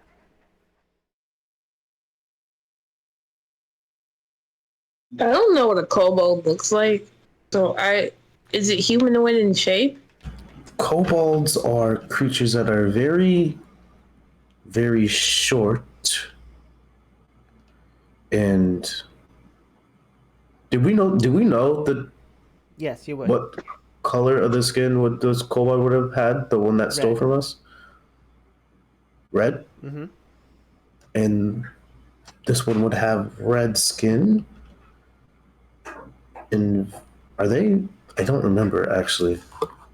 So you would know They don't that have. kobolds are typically about 4 to 5 feet tall. They are like basically walking mini dragons, kind of like a mini dragonborn. Oh, They're known to okay. like steal treasure and always work in packs.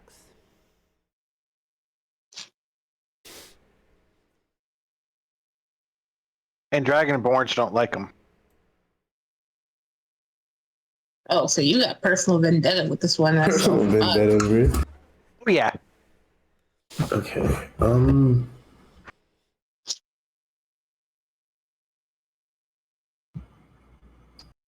So you can Does- go continue on, or you can go towards the fire.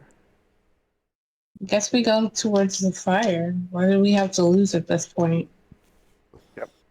As you get closer, the flickering light makes it so you can see like colorful makeshift tents, 2 old horses, and there's 3 brightly dressed kids running around, and an old woman. And as you approach a moment later, 2 men step into view. One is kind of old and thin. The other is young and strong. They settle themselves beside the fire, and the old man looks up.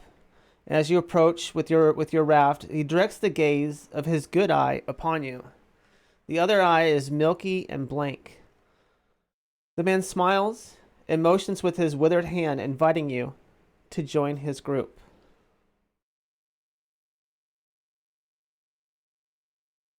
I guess we go over there. He might have seen the kobold. Yeah. Excuse me, have you seen a kobold anywhere around here? If you mean the little red guy, he is deep in the belly of one of them frogs out there in the swamp. It was quite common. Oh, shit. Oh, okay. Which the frogs might be this. I said which the frogs might be coming this way, so Are you leading him here to my family? not intentionally. Yeah. All right, but we will not stay here for long. Maybe the fire will scare them away. Did you Right. see the kobold get? He's Moshi's gonna like whisper the word "killed," not trying to scare the children. Killed by the frog, or did you just see him in the swamp? Well, I mean, I don't know. I've never tried, but maybe kobolds like to go swimming in frog belly. I'm not for sure, but he did go into the mouth of a frog. Yes. Oh, he went willingly, or was he attacked? Well, I mean, he was. It was kind of comical. If you can imagine this little tiny dragon guy jumping through the water, trying to keep his head above water, and this frog just with his tongue sucking him right up into his mouth. I mean, it didn't look Okay. like it was a fun time. By the way, my name is Skarnji. What is yours? I am Moshi. Moshi, you are a curious-looking fellow. Are you human? Are you like metal? I'm trying to figure it out. With my one eye, it's hard to tell. I'm getting old in my age. I am unsure of that myself, if I am being honest. The likes of my birth were very odd. Well, this is Rihanna. This is my wife, and she walks up, and she's a plump woman with silver hair, and she has laughing eyes. The kids come walking up, and this is Carloni. He's a strong-looking young man with black hair and a matching mustache. And Kid. Wait, how old does he look? Kid. well, oh, kids, hold on. I read the wrong line. I'm so sorry. I'm like, wait, mustache? With the mustache. Mustache, bro. I fast forwarded my life right there. Holy crap. All right. So these two kids, their mother's deceased. Carlone, my brother here, he's a young man with black hair and a matching mustache. There we go. Okay. He drives the horses. And I was like, to be what is he, honest, like, we are 17? we are trying to beat feet as fast as we can away from Nakesh, just on the other side, just a little bit up on the border of the swamp. We were just stopping here for a rest. Do you guys know anyone named Luke or Marcel by any chance? The Tarskan brothers are from the plantation. However, they have not been doing a very good job of keeping up the plantation, and my family's thoughts. I But see. we are trying to get away from all of that and start a new life somewhere else. Not here. We're just resting. Right. Are you trying to get away for a specific reason, or is the reason more personal? Well, there's people disappearing in the town, and then in the dark of night, I have not personally heard it, or seen it, but the rumor is that the dead walk in the night. Okay. The dead? Yes, that people are not staying dead, Like, undead, like walking bones and flesh, and we are getting away as fast as we possibly can. I see. don't It's like not that. far. It's not far down through the swamp there, and be honest, it's not really a place to visit on a night like this. And kind of motions to the storm coming in overhead. And in all honesty, it's better to just stay in the swamp. And Rihanna, his wife, kind of, hush now, honey. To speak of evil is to invite it to dinner. And we're getting away. We're leaving this life. Evil? Why do you specifically use the word evil? Do what? Is it because of the undead? I didn't hear the first part you said. I said, why do you specifically use the word evil? Is it because of the undead? Well, I mean, yes, the undead, people getting out of their graves and walking around is evil sorcery, and we got out of there. The sorcery of it is not evil, it's the act that is evil. Whatever you say, I'm getting me and my family as far away from this town. But I tell you what, you're more than welcome to stay here and have dinner with us. And, perhaps, he's like a little sparkle in his eye. There will even be time for fortune. Fortune? A fortune, yes. So we are a part of the Temisk people. And you know the Temisk people to be kind of like wandering nomads. There's different tribes of these people. And that's really all you know about them, except for they're kind of mysterious. They kind of keep to themselves. We should get our fortunes told. At least we know if we get eaten by a frog or not. Well, I would say that if you're not small kobold running around jumping and frolicking in the water, I think you have a better chance than that guy did. By the way, did you all hear the loud crash earlier? It was like something came from the sky and hit the ocean. Or hit the swamp. Well, we did not. We did not. No. Just a loud... I kind of tell everybody telepathically, I wonder if he's talking about her thunder clapping Oh. my thumb. Yeah. I just released. I forgot that is 300 feet, isn't it? Damn. The whole Yeah. swamp know where you were. Oh, shit. Oh, that's why the frogs came. Oh, it was my fault. Well, we both did. Remember, my breath weapon's thunder, so. You guys didn't necessarily Oops. go stealthily into this adventure. No. You came in, you kicked the door. Hey. You came in like a wrecking ball. Yeah, sure did. Do we still hear the frogs that were chasing us? No, or you do not hear them currently. Okay. I'm still keeping a lookout for him while we're all talking. The wife cooks up a nice dinner for you. You look down and it's got kind of like a mushy texture to your meal. You're not really for sure what it is they fed you, but they all are eating it and seem to be enjoying it.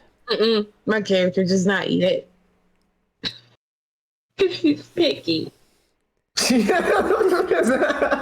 tell me that's one of your flaws on your sheet. It's not on my sheet, but she's noble born. If it don't look right, she ain't gonna eat it.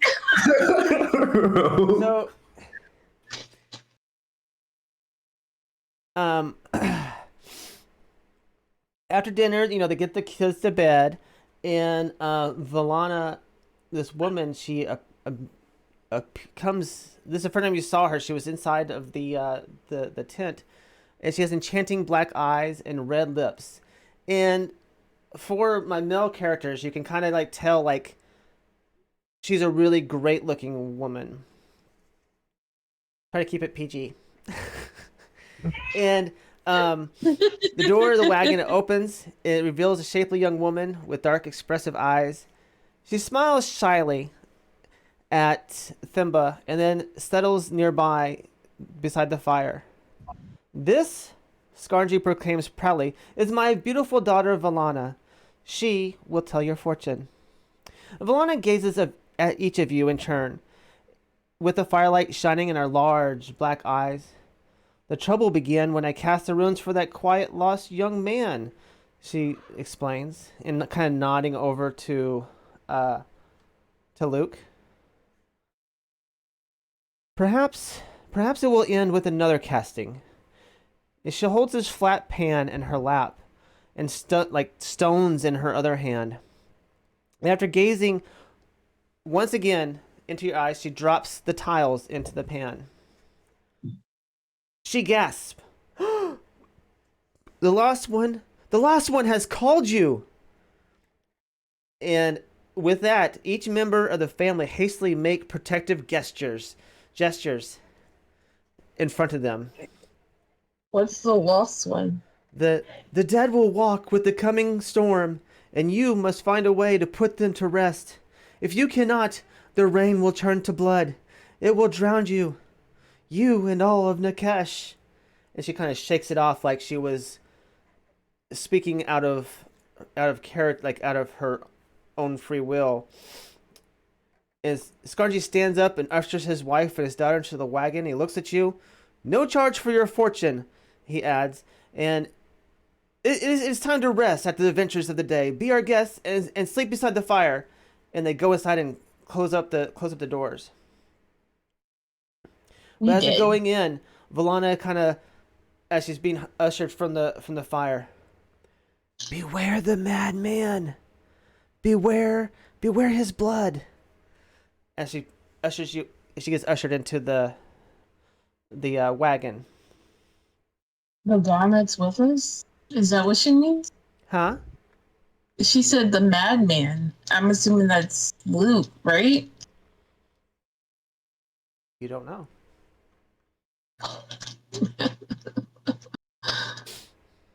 What did she say again? Beware the madman. Beware his blood. Yeah, she said that as she was being ushered to the wagon. Before that, she said, the lost one has called you. The dead will walk with the coming storm, and you must find a way to put them to rest. If you cannot, the rain will turn to blood.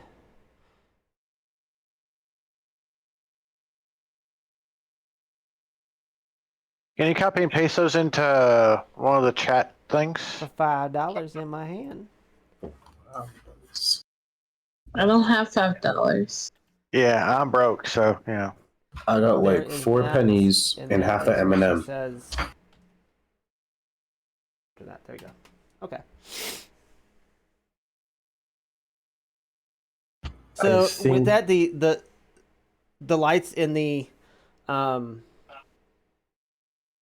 the lights go out. They're going, but they're kind of like inside, but you can tell that by the rustling inside, they're not really asleep. They're just they're in for the night. Trying to hide. Yeah. Yeah. if we want to rest here, we can take turns keeping watch just in case the frogs are still following us. I agree. Yeah.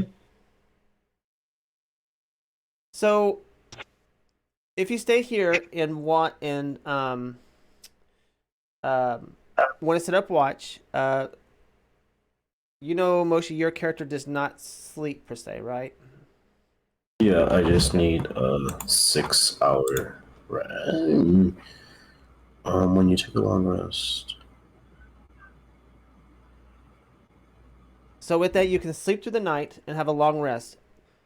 Moshi, Yeah. the way his character is he doesn't have to sleep, but he basically goes into a recharge mode where he can still see and wake up if he notices something. So that's 6 hours. Yeah. You don't have to have it necessarily. All of you can still sleep.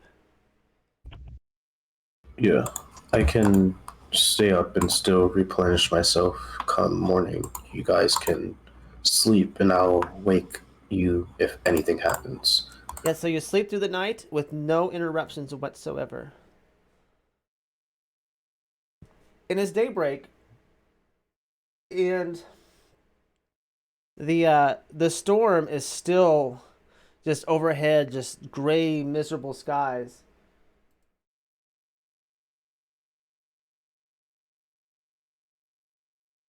I can't get long rests to work in Roll20. Just mark it. What I did, I just mark it on my character sheet on D&D Beyond. Okay. So morning comes, and you all decide to have breakfast and move on. And the sky it's filled with like these rolling black clouds, and lightning jumps across the clouds in the sky. As you get closer, the raft comes to a stop as it hits the edge of the land. And off in the distance, you can see the town of Nakesh. Oh, we made it to Nikesh. Or almost to Nikesh. But Luke is still with us, right? Yes, Luke is still with you. Emma still has the boat. Yeah. Yeah, he is still with you. He's just not responding to anything. Question: are we gonna go back and confront those frogs, or look for the frogs to see if our stuff is inside of one? I think that is a good idea, yes. But even though we fought one pretty easily, I think we might need more materials to fight what sounded like at least 3 at one time. Yeah. So, the way the And the town speed- map works is I have just one token set up that everyone should be able to control it, called the party. It looks like a D20. And Yeah. that keeps it so you're staying together as a group. All the numbers that I think you can see them all, and what the numbers represent up in the corner. The town of Nakesh is a cluster of buildings, just small wooden thatch buildings. And from your knowledge of characters, it's a very small town of like 300 people. It has a church and most of your basic amenities.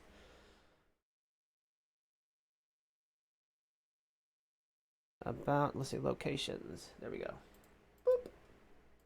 Pop you out. So you're at this crossroads here as you come into town. And you're standing next to a cottage. Right now it's daytime, and it seems closed, like there's no one home. Across the way, you see several other houses, and they all basically say, "Gone to the funeral." You can hear music. You can kind of hear like a funerally type music to the south, and from the rooftops, you can tell it is a church. Do you guys want to go to the funeral or go find a different place in here?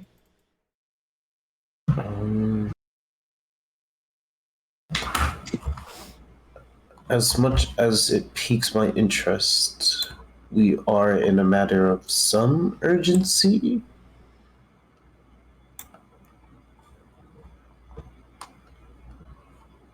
But maybe there is information on the kobold at hand? Because if he's bold enough to jump into one of those frogs' mouths, I feel as if he's not dead. Yeah. Oh, remember, he didn't have a choice. He got hit by the tongue and pulled into his mouth, so he didn't go in willingly. Yeah, you got it.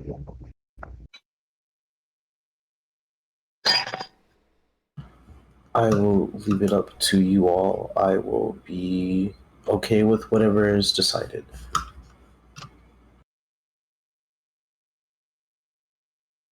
Oh, much like that. All right, so you can go towards the funeral sounds, or you can go anywhere in the map you want to. Whatever suits your fancy. Funeral is where? I'm guessing it's at the. Ugh. Okay. I was gonna say something, I don't know how to word it.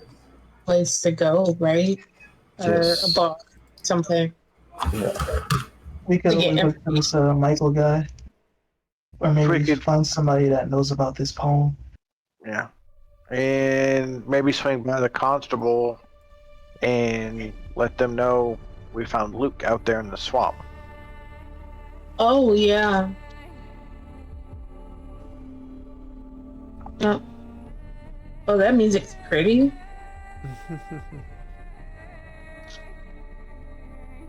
So are we going towards the funeral sounds?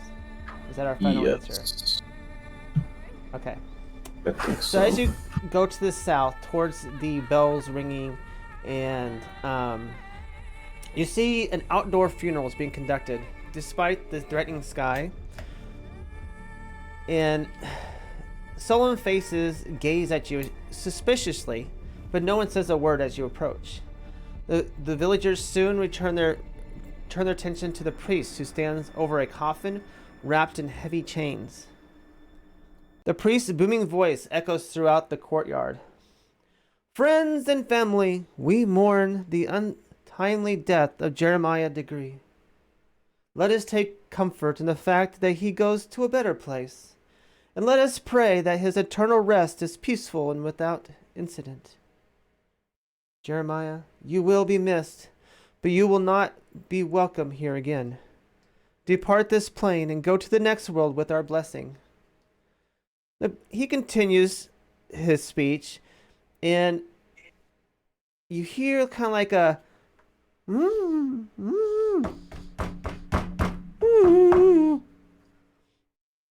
coming from the coffin. And the coffin's rocking back and forth, but the priests in the crowd just seem to ignore it. Is it? Are they alive in there? I say that out loud. Everyone kind of looks at you, doesn't say anything, and looks back. Rude. The priest is waving a holy symbol over the box and whispers, "Jeremiah, be still." Why are you burying a man alive? What is wrong with you people? But he's probably an undead that they're trying to put away. Yeah, but I don't know that. we were told that there was Undead, but like I would assume that they would like rise from the grave on their own, not that they're burying someone alive. Well, it's night. No, it's morning. Wait, hold on. Yeah. Yeah, Yes, exactly. No. Getting y'all confused, aren't I? Oh, yeah, I'm thoroughly confused. It's pretty much during the daytime. Okay, Moshi's gonna like walk through the crowd. Is it a crowd or are they like in seats or? I would say it's probably about 20 people. It's a good sized little crowd because of the town you're in. Okay, I don't mean to be rude or intrusive of your town's beliefs or I don't know the other word beliefs, but why are you marrying a man who is obviously alive? You are not from here. You do not know what you speak of. But I wish to understand what I speak of. So could I maybe get an explanation so that me and my friends do not have means to worry about the person in the coffin? Give me a persuasion roll with disadvantage. Okay. I was saying it. Oh, okay. Can I help him? Nope. Oh. Okay, I'm gonna Oh. yeah. Oh. Can I sneak attack? Like a whole one. Literally. Whole ass Whole one. one. Can I use my cunning action?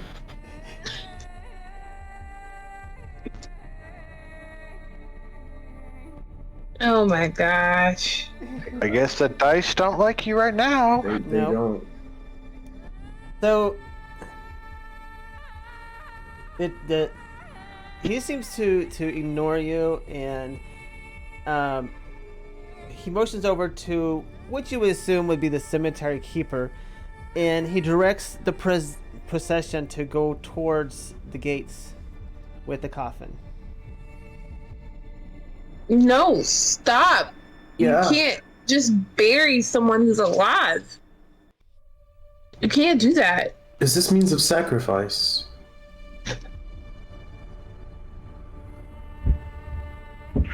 No, I run out and try to stop. This person is dead. Prove to me that they're dead. You do not know what you ask. You don't know what you ask, my child, says the priest. As he has, you can tell by looking in his eyes that he has a great sadness in his eyes. We were told that the dead only rise at night.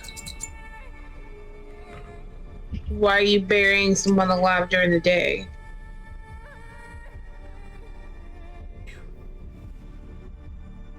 Please do not interfere with us putting our friend to rest. He must move on and ushers the people faster to get the coffin in. May we get our question answered instead of it being danced around? Why would you bury someone during the day if the dead only arise at night? I don't understand why you're asking me about the dead rising at night. Is the coffin that he's in wood? Yes. Like a wooden? Yes. Okay. I am gonna take my mace and swoosh it. You gonna swoosh it? So Yeah, there's some money. To break the chains on a coffin to open it, or swoosh it at the?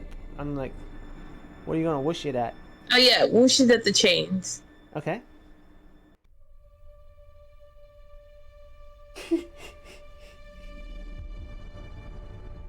So it hits the chains and breaks them and knocks the coffin out of the people's hands, and everyone disperses and runs frantically. Only the priest remains, and he's just watching with sad eyes. As the coffin falls to the ground, inside is a person who is not alive, but nor dead. And he's frantically climbing out of the coffin. Everyone roll me a 1d20, please. I fucked up. Maybe not. Maybe not.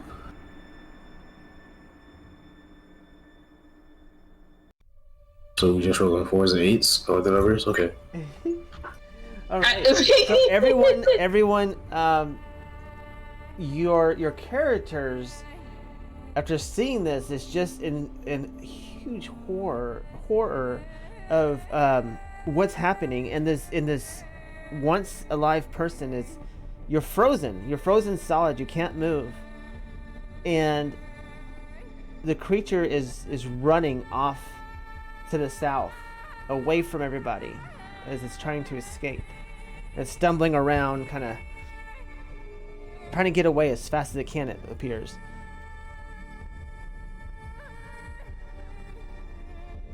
Okay. You don't know what you've done. You have no idea what you have done, repeats the priest. You should have put him out of his misery first. And Moshi's gonna pull out his bow and start chasing down the little person.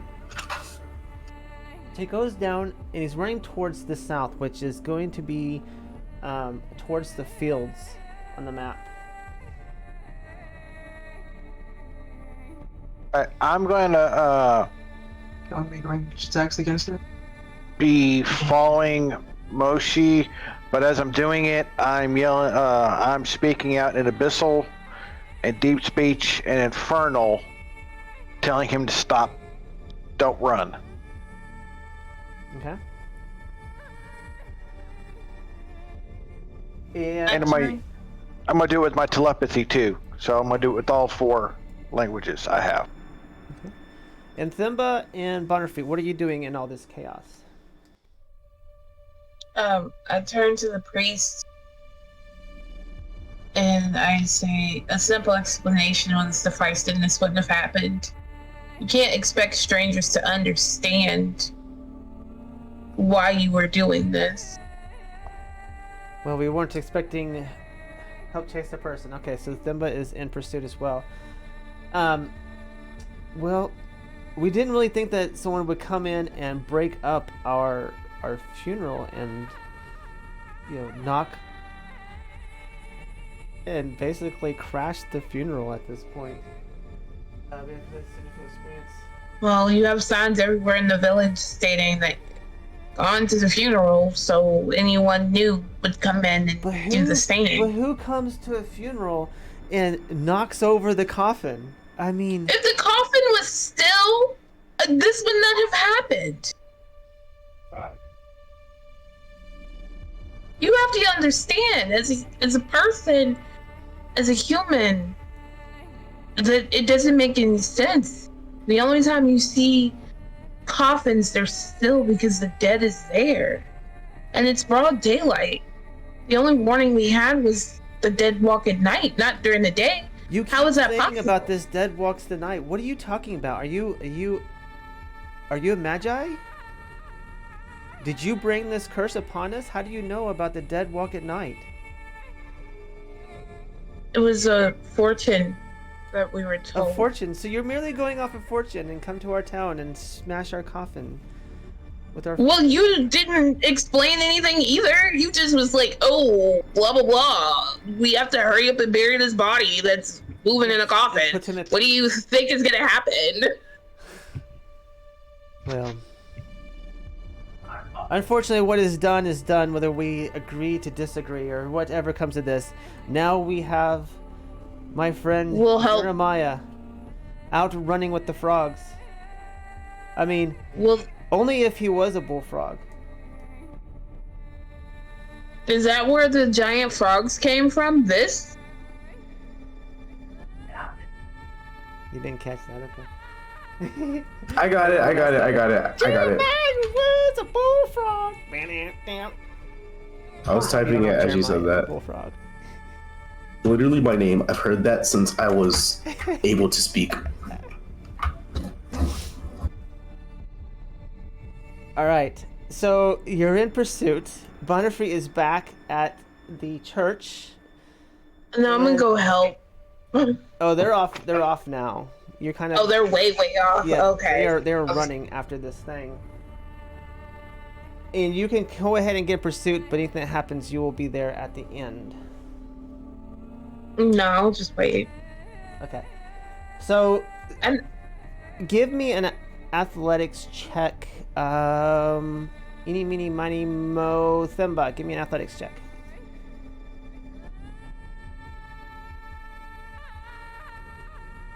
Alright. You continue running, and you're chasing this zombie. And you're almost on him, except for he keeps turning the corner of houses. Like, he knows the layout of the town. He knows where he is, and you don't know where you are. And quickly, after a couple turns around some of these houses, he disappears.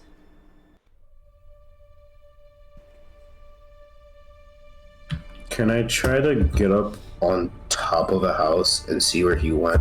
See if I can see where he went at least. Yes, give me an athletics check, please.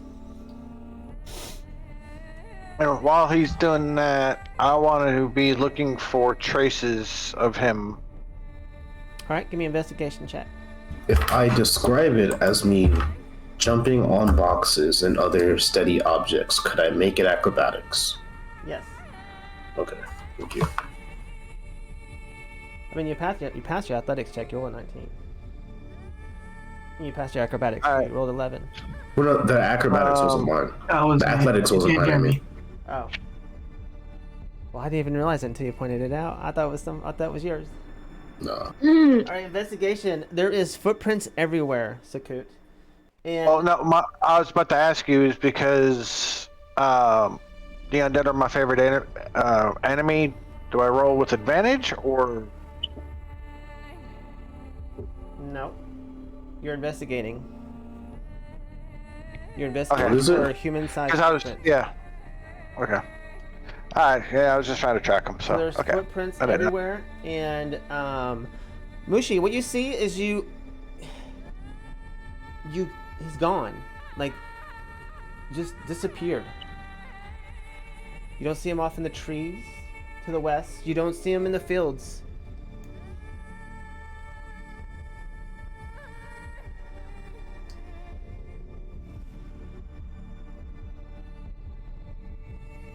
The dice hate me. So, you are welcome to explore the town now. In search of this. Y'all are much older than me. Y'all need to stop letting me take control because I keep You volunteered yourself beginning of this session. You volunteered yourself. Like, I got the highest charisma without even looking. You're like, I got it. Like, okay, well, you got it then. I was really like, I do I think try I to stop do. her or? Yeah, my charisma's 9, so Mine is that's a 15. -1. But I'm also probably the oldest. My character's 27. Okay, so we are going to take a break. I'm going to take a break a little bit before this happened, but we're having fun. So let's take a 10-minute break, and we'll come back. So when you come back to your computer screen, you will see, like, are you here, yes or no? Just move your token to yes when you're here, okay? Okay. Okay. And I'm going to Yeah, talk to here, chat break for a the second. We Hi, out here breaking chat. coffins and shit. I gotta make a are you here? I was like, Mace, okay. Breaks coffin. Oh. I was like, that's a thing that you can do. I was like, I was like, pretty much play like, if that's what you want to do, then it's gonna happen. Well, I'm trying a different type of character than I've No, I played love- before. So I also have to take youth into account, and someone young doesn't have the knowledge or the wherewithal. I feel like they would be more hot-headed. yeah, no, that's literally, that's literally what I would do if this was a real life situation. Yeah. So you're like, Well, sir, in real life, I would not. I would be like, why are you burying a live body? I would just call the police. right.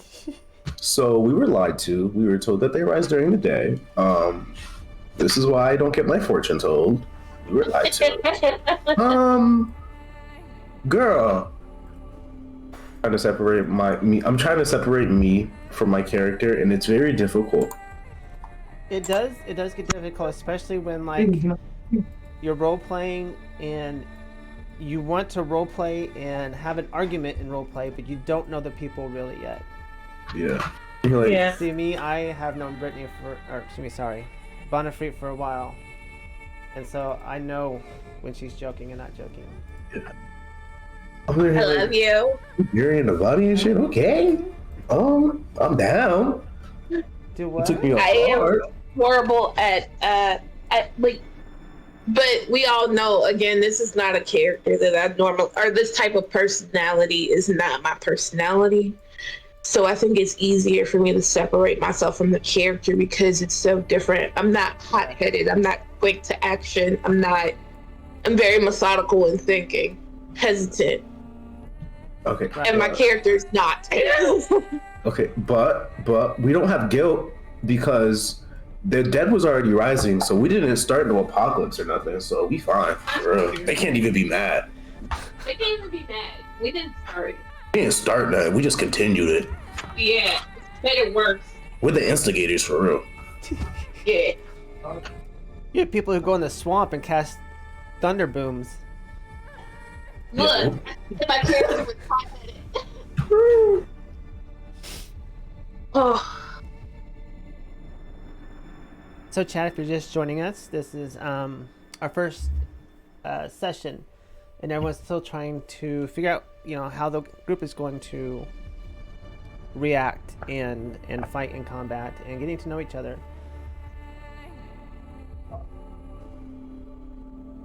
So you look absolutely gorgeous. Oh, thank you so much. Like, I pulled up pin my bangs. chat. Hmm. I pulled up chat and I said, "Oh my god."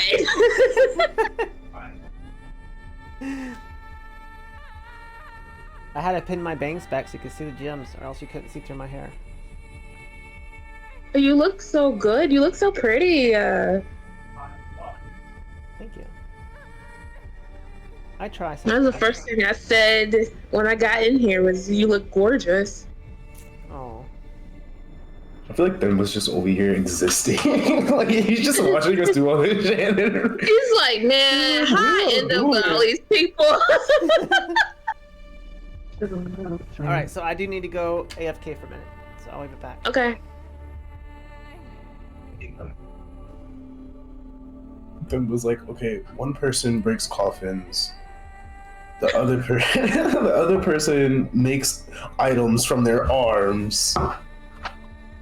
And Sukut is like the most normal out of all of us so far. Yeah, she's the most chill. Sukut is just. You might remember from high school, or you might be this guy from high school. I don't know. My little harmonica.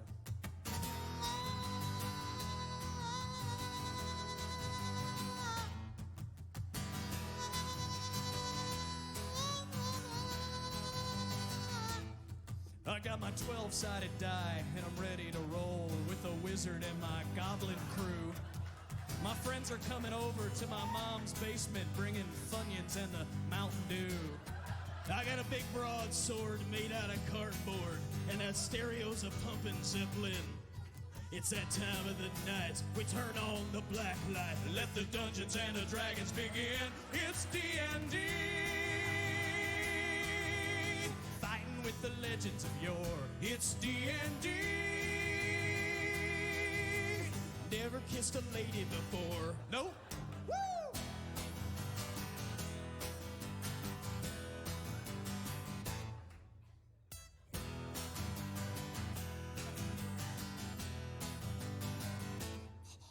Now the Lord of the Rings, the Dark Crystal and things, we use these as a reference tool.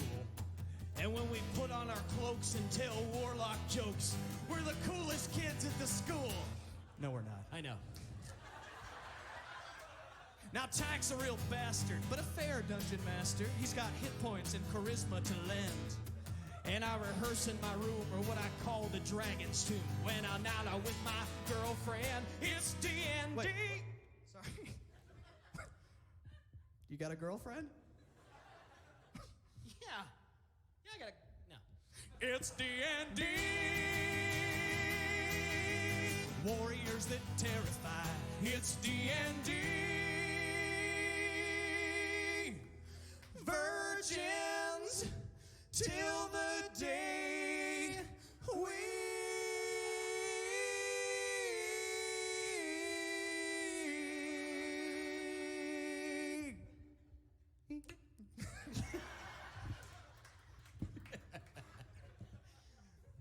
One, two, three, four,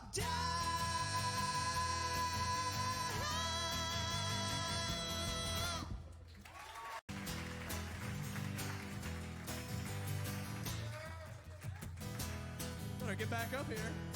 This is a song about a guy you might remember from high school. Or you might be this guy from high school, I don't know. My little harmonica.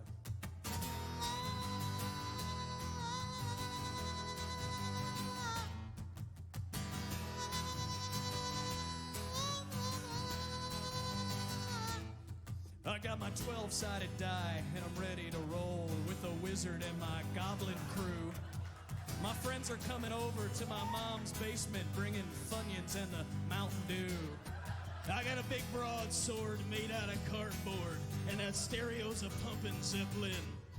It's that time of the night, we turn on the black light, let the Dungeons and the Dragons begin. It's D&D. With the legends of yore, it's D&D. Never kissed a lady before. Nope. Woo!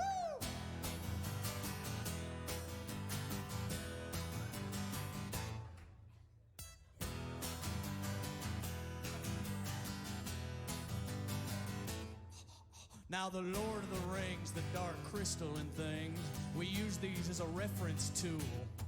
And when we put on our cloaks and tell warlock jokes, we're the coolest kids at the school. No, we're not. I know. Now, Tack's a real bastard, but a fair dungeon master. He's got hit points and charisma to lend. And I rehearse in my room, or what I call the Dragon's Tomb. When I'm out with my girlfriend, it's D&D. Wait. Sorry. You got a girlfriend?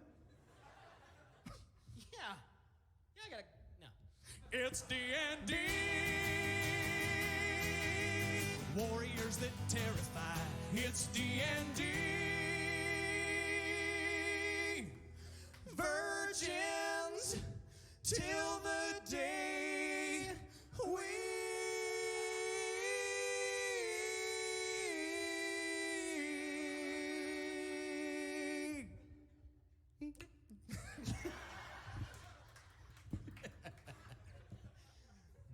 One, two, three, four,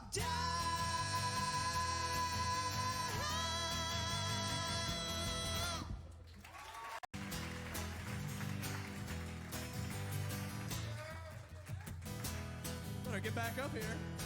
This is a song about a guy you might remember from high school. Or you might be this guy from high school, I don't know. My little harmonica.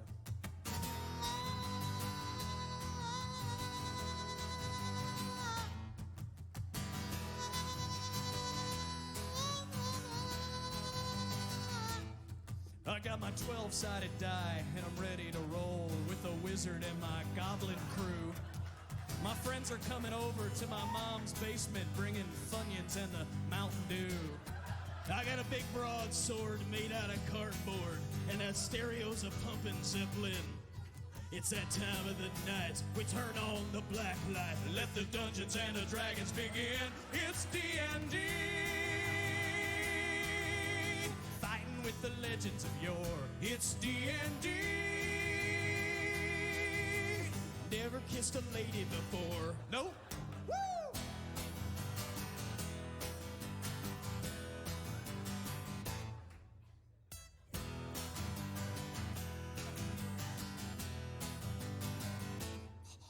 Now the Lord of the Rings, the Dark Crystal and things, we use these as a reference tool. And when we put on our cloaks and tell warlock jokes, we're the coolest kids at the school. No, we're not. I know. Now Tack's a real bastard, but a fair dungeon master. He's got hit points and charisma to lend. And I rehearse in my room, or what I call the dragon's tomb. When I'm out with my girlfriend, it's D&D. Wait. Sorry. You got a girlfriend? Yeah, I got a... No. It's D&D. Warriors that terrify. It's D&D. Virgins till the day we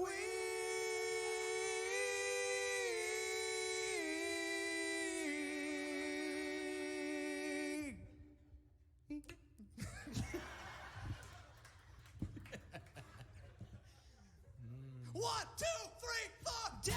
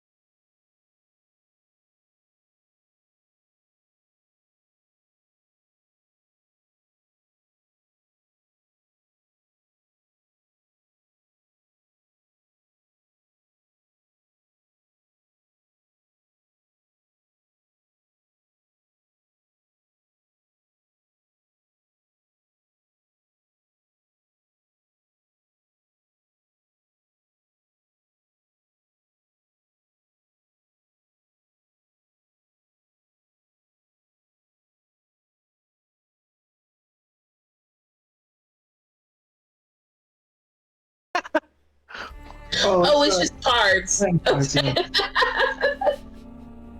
I was like J-O or L-O because I couldn't tell. And then when you leaned back, I was like, oh, it's cards.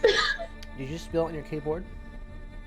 Yeah, he spilled Coke all over his keyboard. Oh. He's about to pour it into a Pepsi bottle and, commit a sin. And it got all over his keyboard You have instead. disadvantage in all your rolls for the rest of the night. Oh! Hey, does that look better on my camera? Yes. The lighter color? Okay. There we go. And we were on this screen.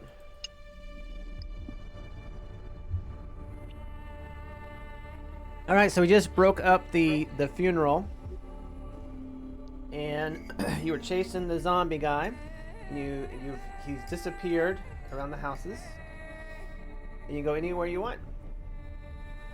I'm still with the priest, right? No, you said you. You said you. No, I didn't leave. Because everybody got really far ahead of me. Because I was arguing with the priest. So the priest is going back to the church. Well, I'm gonna follow him. Can I do an insight? Well, I want to apologize for my actions. Well, the best way you can apologize is go get Jeremiah, and let's just bury him. You want us to bury him? Well, I mean, we'll still say a blessing over him and everything, but we won't gather the whole town around for it again. So how do you kill the undead? Do you have, for your character, are you wearing Uh-huh. any kind of like goddess or god emblem or any kind of, because you're playing a cleric? I guess that the Eye of Ra. Okay.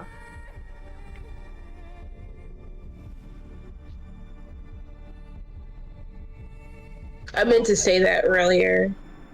It's no problem. I forgot to ask you because I was like trying to remember.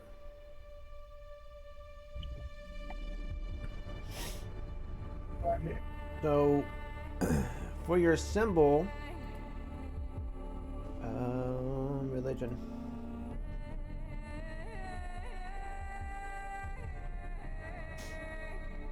It's probably an amulet Kind of like an amulet. as well.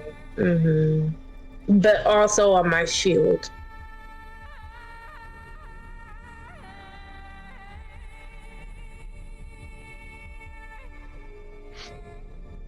So within this world, they would see that as an Eye of Horus.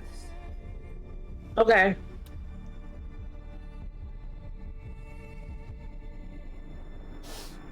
Yes, and that'd be a perfect fit because Horus is also Divine Domains is Tempest. Okay. That works. Hey, I got something right without even doing research.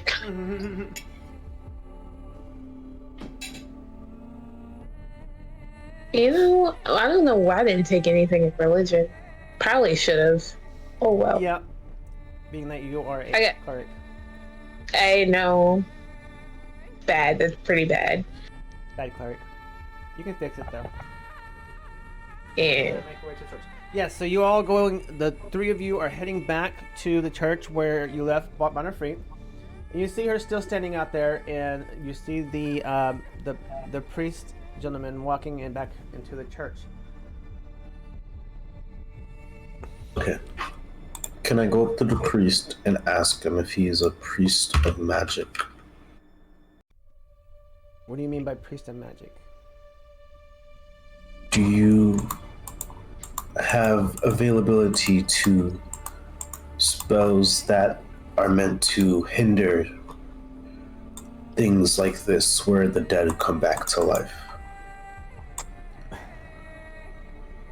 Well, my magic alone will not stop undead from coming back to life, but it will help me with combating undead that has been brought back to life. Have you But tried, this guy was or my close and dear friend, and I could not bring myself to strike him down. it is not right to have someone live in a coffin. While running through the town, we lost him, and he had the sense of where he was because he knew where to turn and how to turn, whilst we struggled to catch up to him. Even if you did not want to, you should have slain him, or at least tried to have any runes carved into the casket or something of that nature that would prevent any of that from happening. And I apologize for our actions, but we were not given any details. We were lofted out. Even though we are outsiders, we did deserve to know what was going on, because if we were anyone else, something similar would have happened. Well,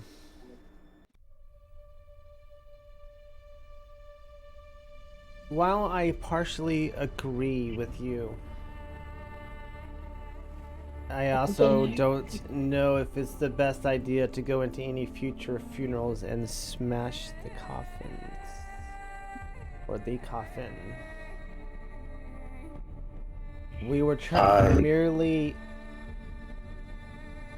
put him in the ground as a means of keeping him there so we knew where he was.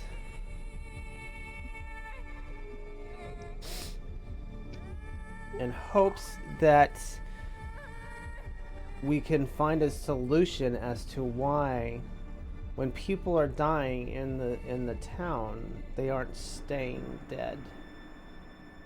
How long has this been going on? That's what? How long has this been going on? For about 3 weeks now. Was there anything that like turned the tide or shifted anything? Like did you receive new visitors or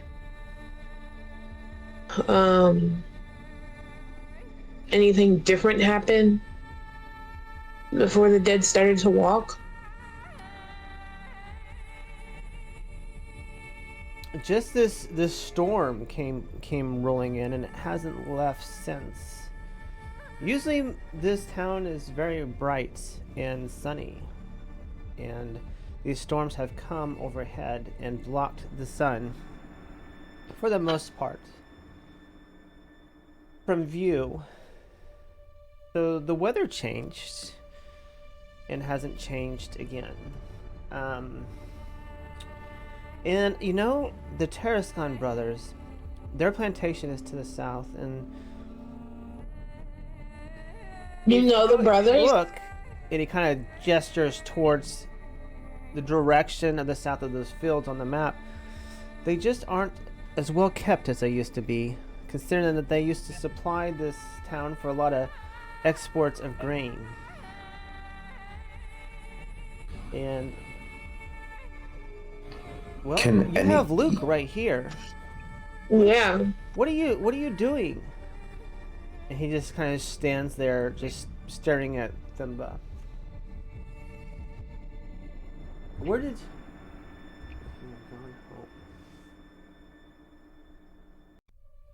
Somewhere he could hide. Okay, so Thimba's asking in chat.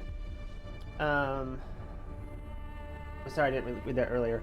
Wanting to know if maybe Jeremiah might have gone to, or somewhere that he could hide.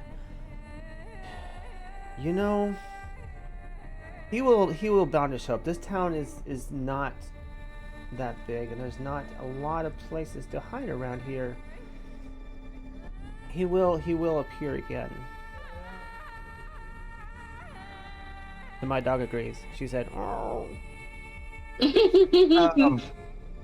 Where is his house located? Because we could possibly swing by there and see if he went there.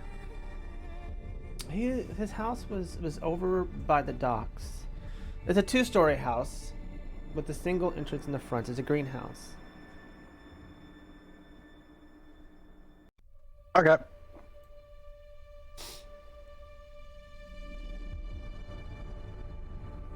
I mean, that For would now. probably be maybe a good place to begin. For now, I actually have a question. Does the town have a curfew since the dead have been arising? We have not placed one because people have been really good about just staying inside at night on their own. Okay. That is good to hear. Have people left the town since the dead have started to? As what? People left the town? Left the town? Mm-hmm. Well, there was a family. I saw them leave in the middle of the night. They left and they took a couple horses with them and their kids, and his wife and daughter left in the middle of the night last night. I believe you were talking about the family that we also ran into that led us here. Let me see. I'm surprised they told you to come here and not stay far away from this town. They didn't tell us to come here or stay away, but it was inferred that they would probably want us to stay away. But it seemed better to help than to just run away.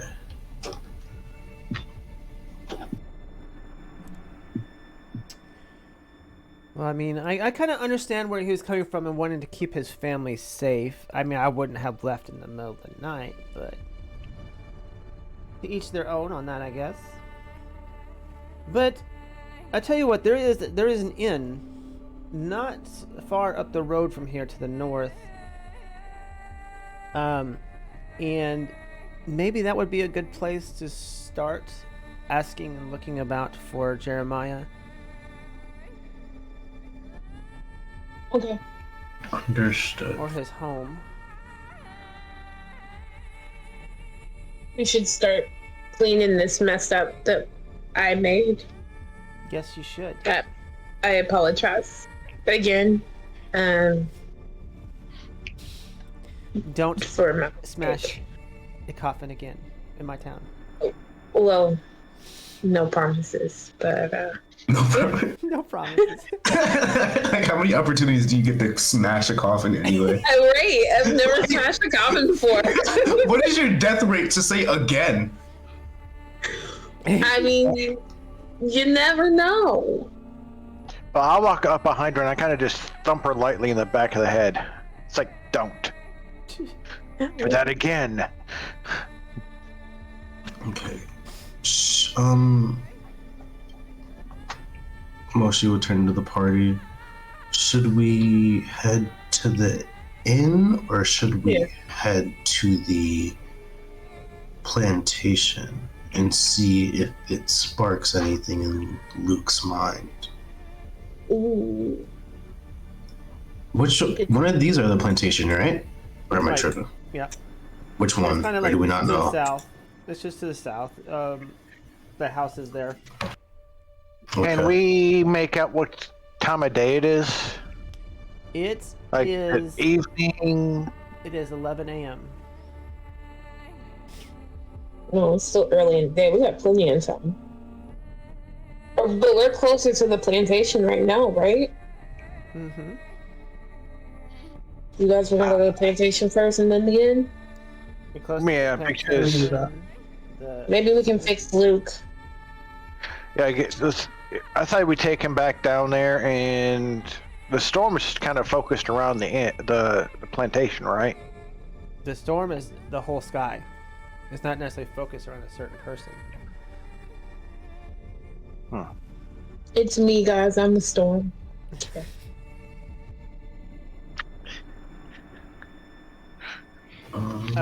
Okay, so you make it to the south and you find what I would assume is more like a townhouse. Heavy curtains cover every window, and doesn't appear to be anyone home.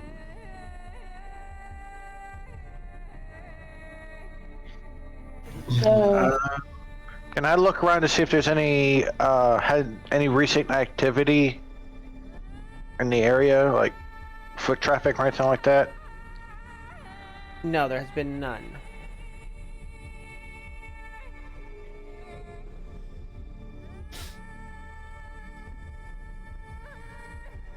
Is the door locked? Yeah, that was my question. Look around for Marcel. Simba's saying to look around for Marcel. Look around for my So, bags. for who, I think Sakut, I think it was you who said to check to see if the door's locked? No, I was looking for signs of activity around the house. Okay. I asked if Okay, the door was sorry. locked. Give me a dexterity check with disadvantage. Disadvantage? I'm a rogue, I know bugs. Roll 2 20s. Dexter, I'll just...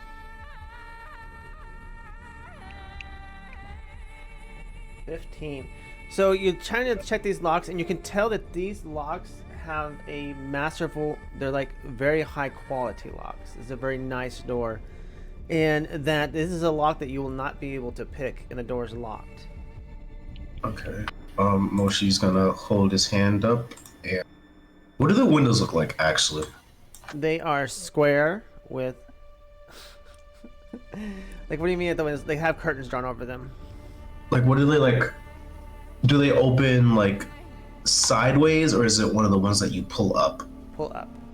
Okay. I'm gonna look to Lucas and ask him if he has a key. Yeah. Or just check his body since he's not responsive. He does If not have a key on his person. Okay.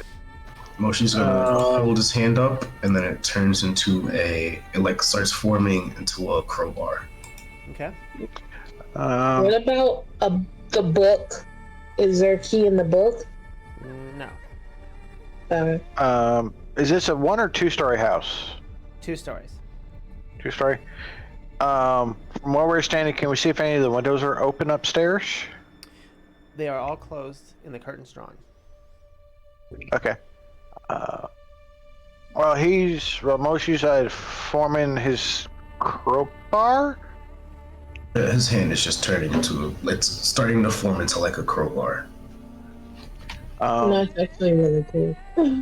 I'm gonna activate my gem flight, and everybody's gonna see 2 sapphire-colored wings sprout from my back, and I'm gonna fly up to the windows to check to see if any of them are unlocked. Okay. Roll me a just roll me a d20.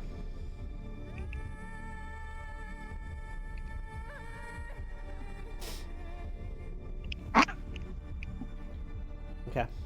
So you take flight, and you're circling around the house, looking at the windows, and you hear this scream. I'm not going to scream in your ears. You hear this woman scream as she sees you flying around the house, and she runs inside.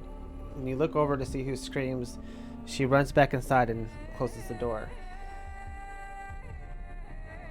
Oh, someone is home. And I relay that information telepathically to the party. Did we hear the scream? Yeah, it's a very audible scream. I say you guys are looking around the house and it's all quiet.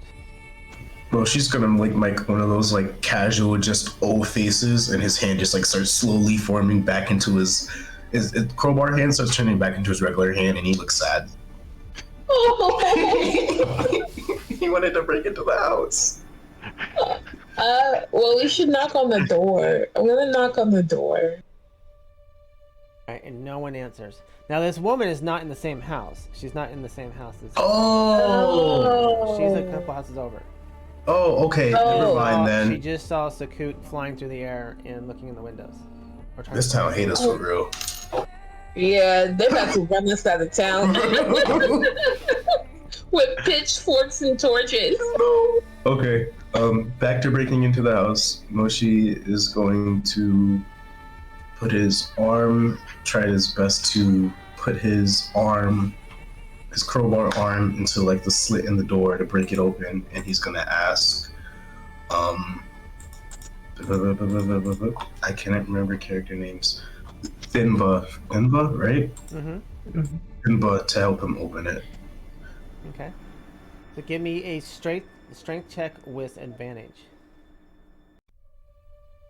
Simba said yes, he would help you. I saw him nod.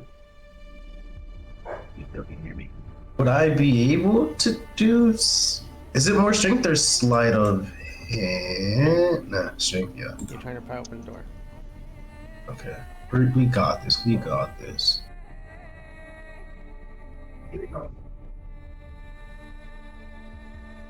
Alright, 12 go crazy. 12 go crazy. 12. So you do manage to pry open the wood on the side of the door, and you're able to open it now. Pitfall trap right in front of me. Correct. And Jin, roll me a 1d6. Sorry, Sakut, roll me a 1d6.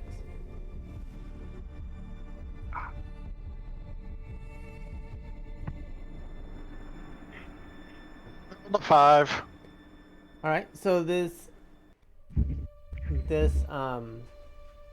door can be opened.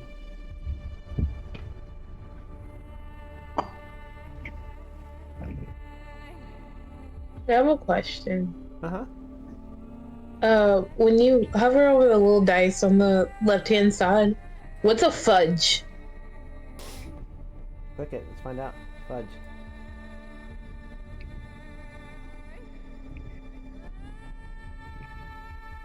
Two. I don't know. Weird. I don't know. I don't know what those symbols are. It says rolling DF. I don't know. It's really bad rolls. Maybe if it makes you, like, if you have the bloop, bloop, bloop noise turned on when someone rolls, I could hit that and it scare you like I'm rolling stuff, but... And it's also a tool for DMs. You can actually, like,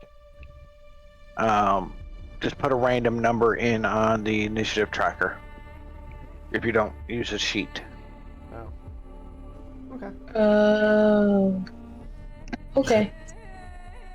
Sorry, I didn't mean to interrupt. I was just curious. Yeah, no, I've never seen that before. I don't know.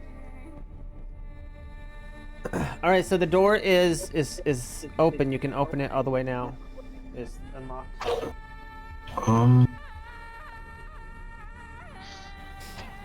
Moshi is going to kind of nudge Lucas into the house and see if he like looks around, remembering anything. Okay. So the house itself is very well off, very expensive furniture. It's a little dusty, but you find on this floor that there is a dining room, a kitchen, a cook's room. There's no one home. Give me an investigation check while you're thinking about. Okay. Is it like dusty to the point where it's like, okay, nobody's been here for a while, or is it like dusty, like, okay, nobody cleans up after themselves? Dusty, like no one cleans after himself.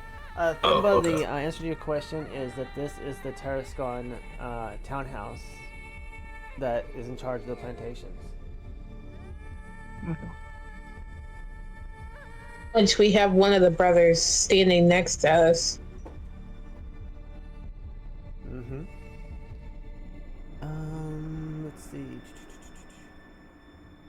So while you're sneaking about, now, are you all in the house with Moshi and you're investigating too, or are you outside?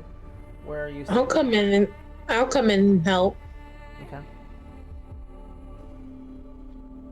Yeah, I probably have already landed and making my way into the door. Okay. It's best if we try to jog up Lucas's memory, and as well as maybe find a deed or something of the sorts to see who owns the house.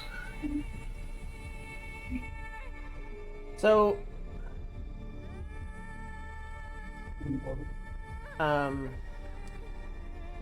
in one of the rooms in the study, you find behind Mushi, you find a small little place behind one of the bookshelves.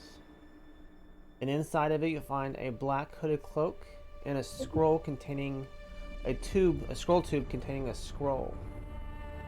Okay. And the pockets of the cloak are filled with red licorice. Okay. That is And then very... you're reading the poems in the book to him, and it seems to just calm him, I guess you could say. Like his demeanor is just more calming.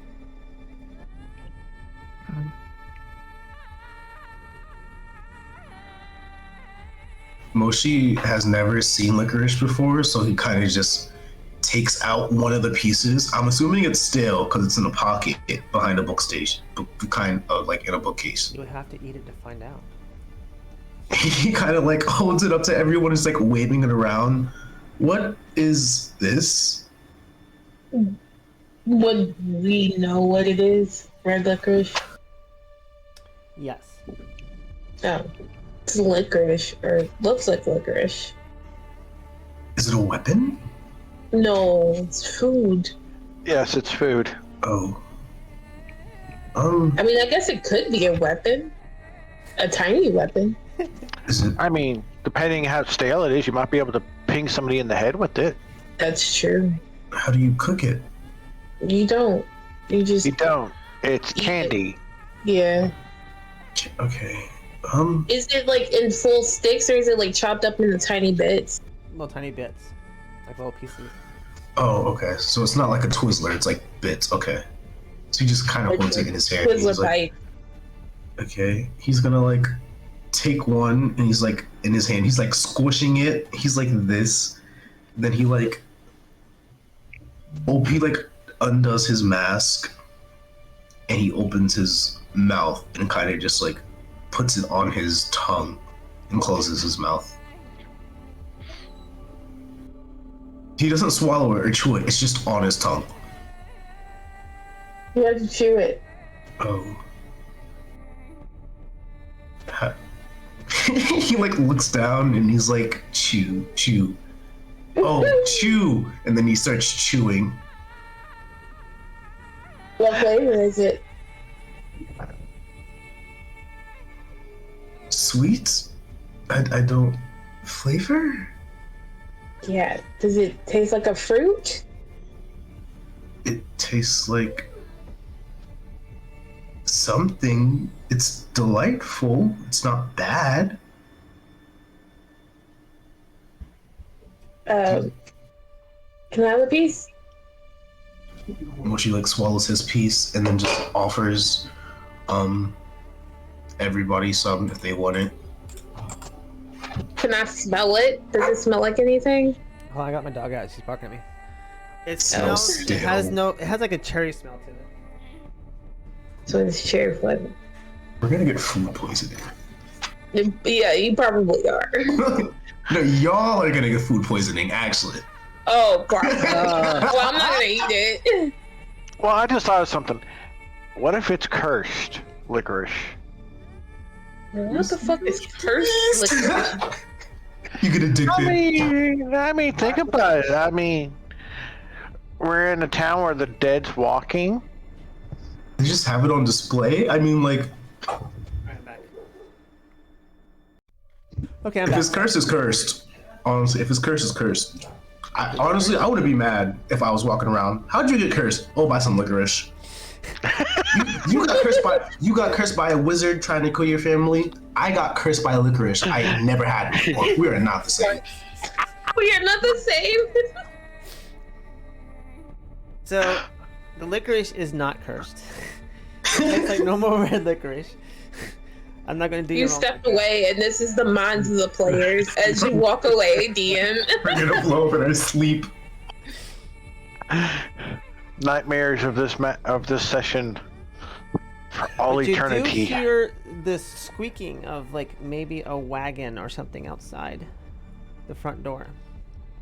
Oh, I want to ask. I want to go to the kitchen. Is the stove like warm? No, No. it's very clean. It's a very nice stove. Kitchen's clean. Living room Honestly, isn't. you would know that by looking at this. You would know that this is a house full of well-to-do off people. Like not necessarily royalty, but But they have a high status. yes. Okay. Like someone has like the same kind of stats like I have. No. Like Huh. plantation orders. Okay. And they're Not, living like not royalty, but not commoners either. good little middle high classers house. Mm-hmm. I'm assuming that's Mark. What was his brother's name? I forgot. Marcel. I'm assuming that's Marcel or someone who knows Lucas. So maybe we should go down and greet them and not look like burglars. Simba, give me a The burglars that we perception are. check, please. Who? Me or him? Simba. Make okay.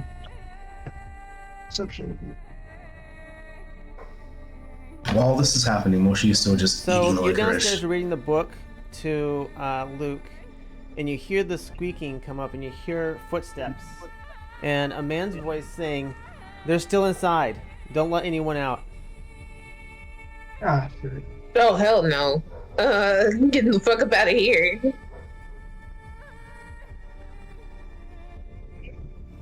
Don't hear me. Barely. I see him typing. Give me a second.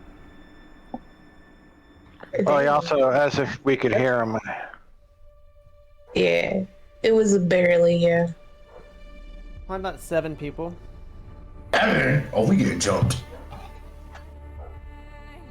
Not if I got anything to say about it. So you are beating feet out of there, Bonnerfreet. Are you running out the front door? I take it. You're like, I'm out. Yeah, I'm heading out the front door. Outside, you see a man dressed of a higher nobility class, with 6 other guards standing around with their swords drawn. There's the thieves, and I think Thieves? yes, you have broken into this home, which was locked. No, That we is a have. crime in our town to be breaking into people's houses. But wait, aren't you the one that smashed the coffin at the funeral? I tell you, you have seemed to have found yourself into like the deepest pit of trouble you can be. Guards, haul them to the jail. Hold on! Give me a second to explain. We have Luke. He lives here. You just Moshi's gonna like start coming down the stairs trying to get Luke to come with him. He just doesn't have a key. Yeah, So we were helping him get home. Well,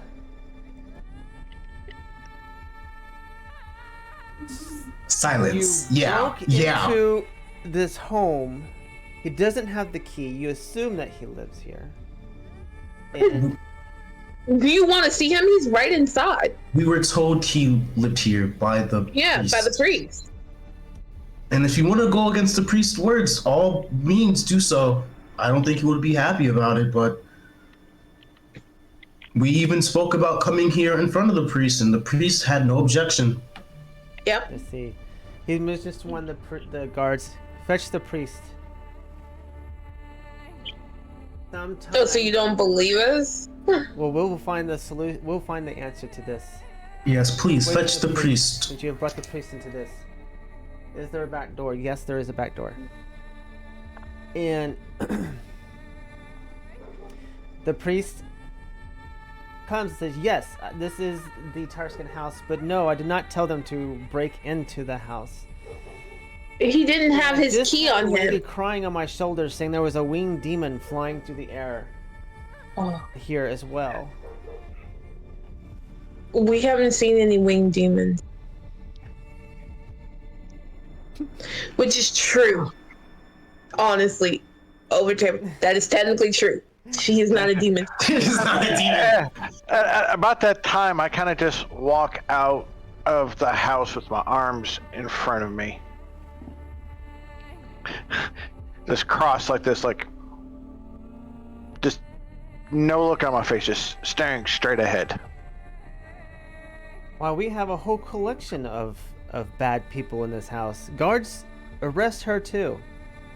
I'm not going to jail. At the time, we will find out in time what truly is going on here. Do you know who I am? I'm not going to jail. Oh, I don't think that your father or your mother are going to be able to save you out of this one. But I'm still What not going to with the jail. You riffraff? think I'm going to jail, but I'm not going to Okay. jail. How about we diffuse the situation? We did not mean to bring any fear to the people of this town. We are with Luke, and we were told that he lived here. We came here, and he did not have a key, so we opened the door ourselves. If that is the issue, then I can fix the lock, Looks and we over can do at the whatever. door as you're saying this, and notices that the door is splintered where you broke it with a crowbar. Yes, that's what I had to do because there was no key. And I'm assuming that nobody else would just have a key to this boy's house on them. We did not mean to bring harm to fear to anyone, but this is his home after all. And if you cannot see, He's in a very catonic state, and we thought it would be better. 9. Oh my god. I'm sorry. He is in a very catonic state, and we thought it better for him to be home in warmth than in a house in a swamp that had no bed, a barrel of water, and 2 chests full of vegetables. Roll me If you persuasion while you're doing this. And if you want to punish us for trying to give him a better home, then it's unjustifiable. 8. Oh my god. That's performance weight. No, that's the wrong thing. You do a very bad dance. 19. All right. Well, That'll work. I mean, I understand where you're coming from, but maybe breaking into the building was not a good choice. As he looks over at Bonifreit, and yes, it probably wasn't a good choice for someone with your stature. And Sakut, the guards are looking at you angrily, like with deep hatred.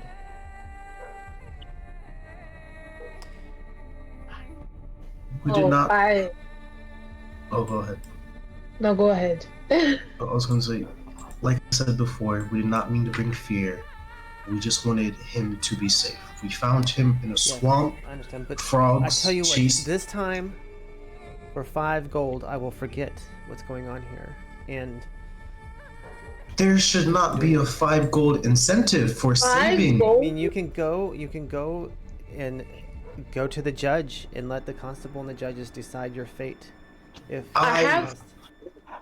I reach I into have my 2 pouch. gold on my person. Will that work? You have what? I have 2 gold on my person. Will that work? Do you have more than 2 gold? Look, You're role playing? Okay. yes. Okay. Sorry. I was like, what? Can I persuade them into like letting us off the hook or something? Give me a persuasion roll. Okay. Oh god. While she's doing that, I'm just gonna reach in my pouch, pull out 5, and stare at the guards giving me the mean eye, and just put 5 pieces of gold in the guy's hand. He takes the money from you. I got a 14. Give me a perception check. Me? Sakut. Or is there insight? Is there insight?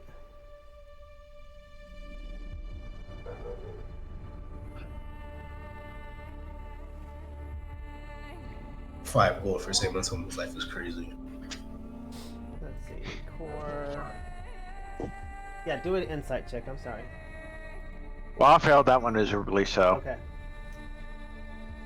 So, something in your gut tells you that your presence and and unfortunately the way that you look is setting off the guards, but you don't know why.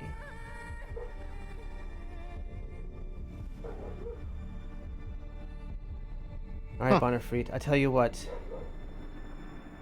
Your friend back there has paid the 5 gold as a seed, but we'll let you off this time.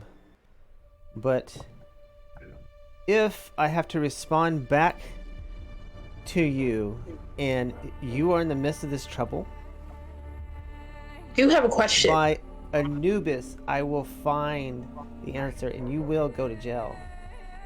But I do have a question. Yes. Because one of our jobs is to find Jeremiah. What if he's in a place that we cannot access? What do we do then? I had to figure it out. Okay, if it requires us breaking in, are we gonna go to jail? You get caught by the guards, and yeah.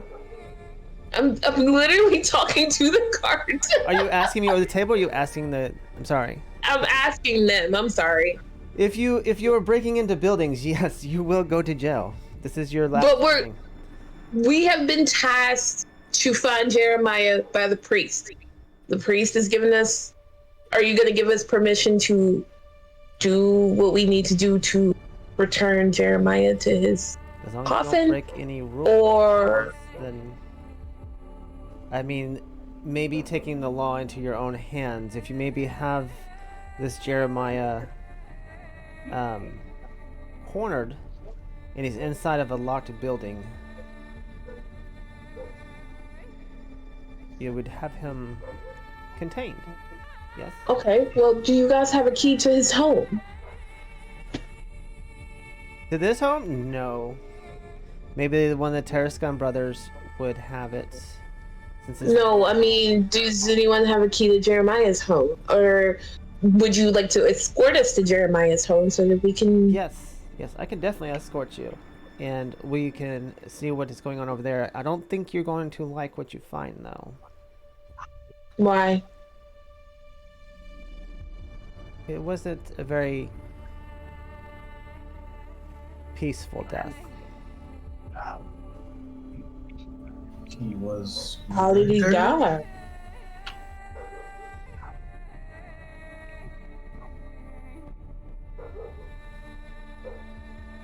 I am not at liberty to say right now how he died. You can't. Okay. It's like, okay, well, we are sorry for everything. We must tend to Lucas now. Oh, could someone give him more gold so he'll answer our questions? Simba says pay him more. I'm broke. You got that for real, Mister. I want to sneak throughout the back door, but can't sneak throughout the back door. Heavy ass armor clinking around. 5 gold. How did everyone die? You still can't hear me. I can hear you. Oh, Jinx can hear me now? Yeah, I hear you. Yeah. Okay, great. So I'm gonna give the 5 gold to the guard and ask him, how did the citizens die in this place that they're coming back? Well, let me see. I have an answer for you. Finally, an answer. Money talk for real. Money always talks. There has been a series of peculiar murders. And that every time we come to the scene, the blood has been cleaned and there's red licorice left at the scene. Huh?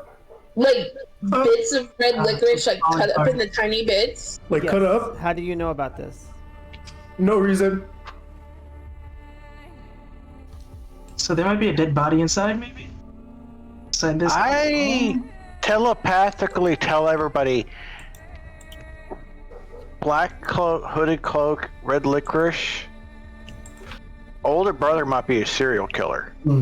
Or he's bringing back the dead. Yes. Either way, I still telling y'all this in your heads. They need to know about what we found in there.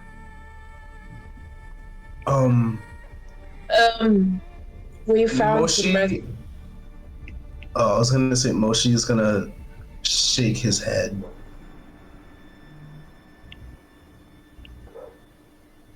Oh, so we're not saying anything? Because that's also. What Mochi is saying, you do not have to oblige to whatever he's doing. You can do One, but Moshi is not thinking. Well, I would like to talk to someone in a position of power or divulge that information. That's what I say to the guard. Yeah. Moshi is thinking out of. I tell you what, let's go to the residence of Jeremiah. Maybe this will help. Okay. Would you mind? Standing here into this house that you broke into, but we're gonna look past that. Can we get Luke settled? We paid you plenty of money. 10 gold is a lot. To be fair. Yes. May we get Luke settled in before we go? You're walking back I'm afraid to leave him. to leave everybody, and Luke is still in tow. Luke hasn't said anything. Luke is still You guys don't have the book on me. non-communicative in any way. Well, going to as they're leading you to the house on the other side of town, you do happen to hear one of the guards mention about, this is a lot of money, and I was an adventurer once. And I literally telepathically tell them, don't you dare say I took an arrow to the knee. Telepathically. Until I took an arrow to the knee.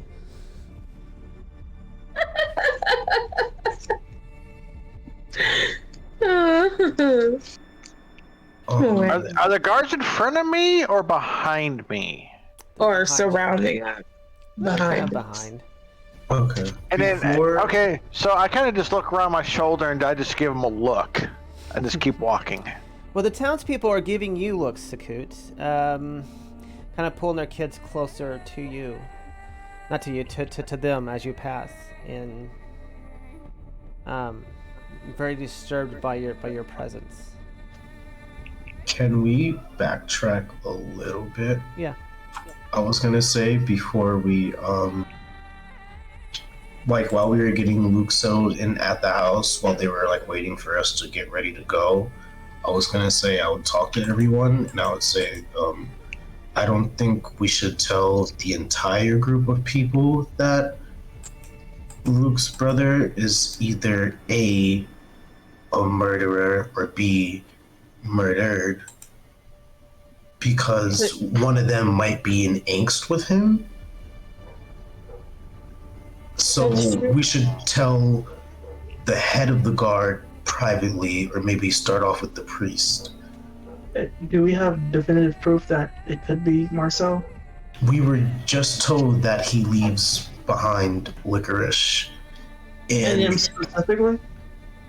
Red licorice specifically, and they did not mention a cloak, and we found a cloak with licorice. The cloak had licorice inside of it.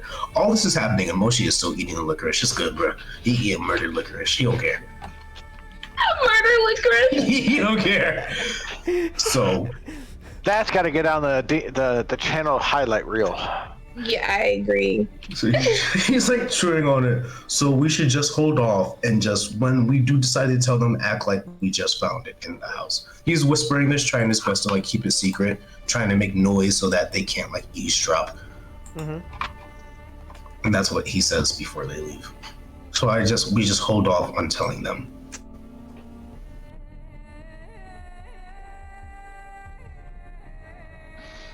And he's gonna make sure to put the licorice away before he goes up.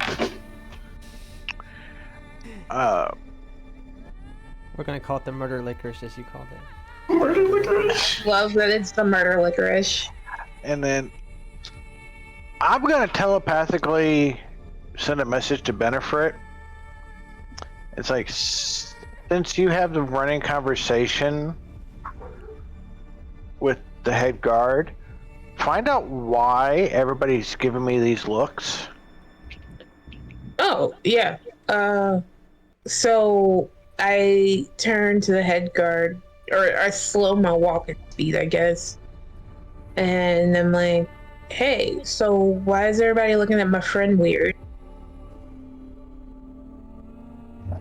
Well, it's very odd. We have not seen a person with such physical characteristics since the dragon armies raided our lands and slaughtered our people in Nerinatal.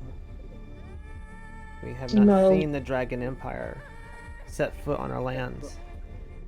And I could see how some people would see your friend and wonder if this person is not a general or something that is spying, and that the dragon horde follows her. But maybe you being her friend and comrade could maybe show people that this person is not bad. But until that time, you would understand, knowing that dragons and a dragon army came through and killed your grandparents. You'd be very standoffish and very concerned. I hear this, right? Yeah, you'd hear it. And I can very quietly respond back. I have no connection to those evil, vile dragons that roam around different realms, killing and hoarding gold. I have no connection to that evil. That's all I say. And he just kind of smirks and nods. He doesn't say much more about it.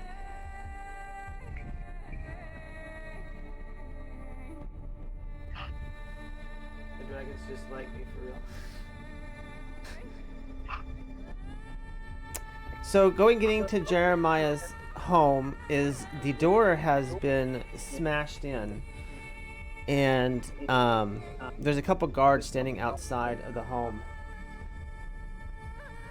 Investigation inside, you can definitely tell furniture is smashed, and the guard explains to you that they found the body. We found the body here,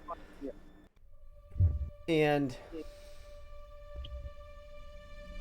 it appeared that he had been stabbed and bit. Someone took a big bite out of his arm. Did it look like human teeth or animal teeth? I would say more line between a mixture of the two. That's why it was so hard to determine if it was this attack from a creature from the swamp or another person. Was it she looks towards like whatever the guard is like giving them the information? Was he mauled or was it just a singular bite? Well, he was definitely stabbed with something. Well, We teeth don't know, like, wise. the order. The teeth marks. There was just one big chunk of his arm missing. Okay. Like someone Has this happened on multiple bodies? Has this happened on multiple bodies?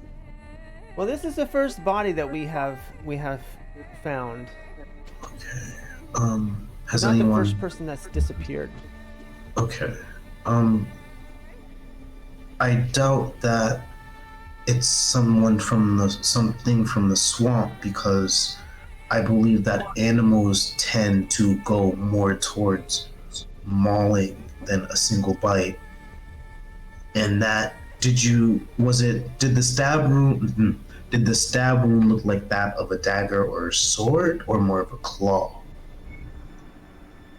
More of a puncture, kind of like a sword or spear, something with a sharp point. Okay, so Find any of that red licorice around? We did find one piece of red licorice that was next to the body. okay, and this is the first body you found, correct? That is correct. There have been And it other was- scenes, but there was no body. So just one, was it a handful of the licorice or just one piece? Just one piece. Okay. This is definitely something.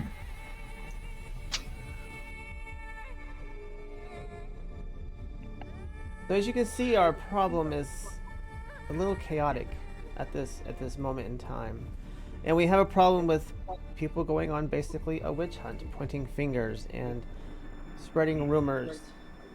So if you are trying to find Jeremiah and you're trying to maybe put a little bit of a solution to this, just be mindful that what you hear may or may not be the truth.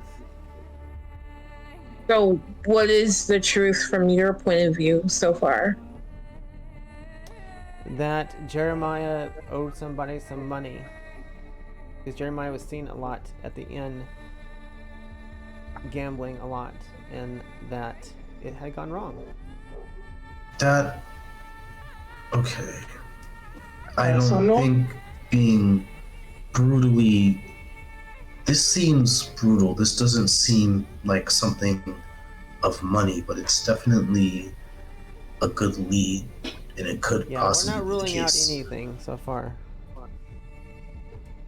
So normally at these murder scenes, the body would be cleaned up and gone, but here it's not. That Could is I that is look for correct. Could I look for any tracks? Some way to find whoever might have came in and gone away? We are still like you are still like in the beginning of our investigation of this. How many Jeremiah days actually ago? died How long ago did he die? Yesterday. Oh, Oh, damn.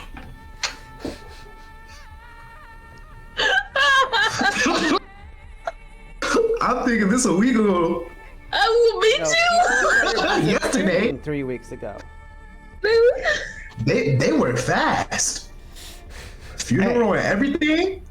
The very next day, yeah. I know people. So how pick did you up on the catch dead. Jeremiah then to put him in the coffin? We Was thought he not was moving dead. when you found him? We thought he was dead. Okay. And then his body started to reanimate in the middle of the night. Oh, so it takes a mere couple of hours for a dead body to reanimate when they are in this town, at least. Is that your experience? Is the priest with us? No, the priest is not with you. Okay, so I'm talking to the guard then. Is that the experience that you've all had? It just a couple of hours before bodies get reanimated into something of the dead? Well, this is the first time we have found a body at the scene. Okay. Man, y'all late. And What y'all do? Stroll to the murder scene? If there was enough time for a dead body to get up. No, I think you are misunderstanding. We came here, and there was a dead body. Jeremiah's body here had been stabbed and bit. Right, And but then there when have we took been the body other deaths. away, then, when we took the body away, then it came back to life throughout the night. okay. Do you have a list, perhaps, of everyone that is missing?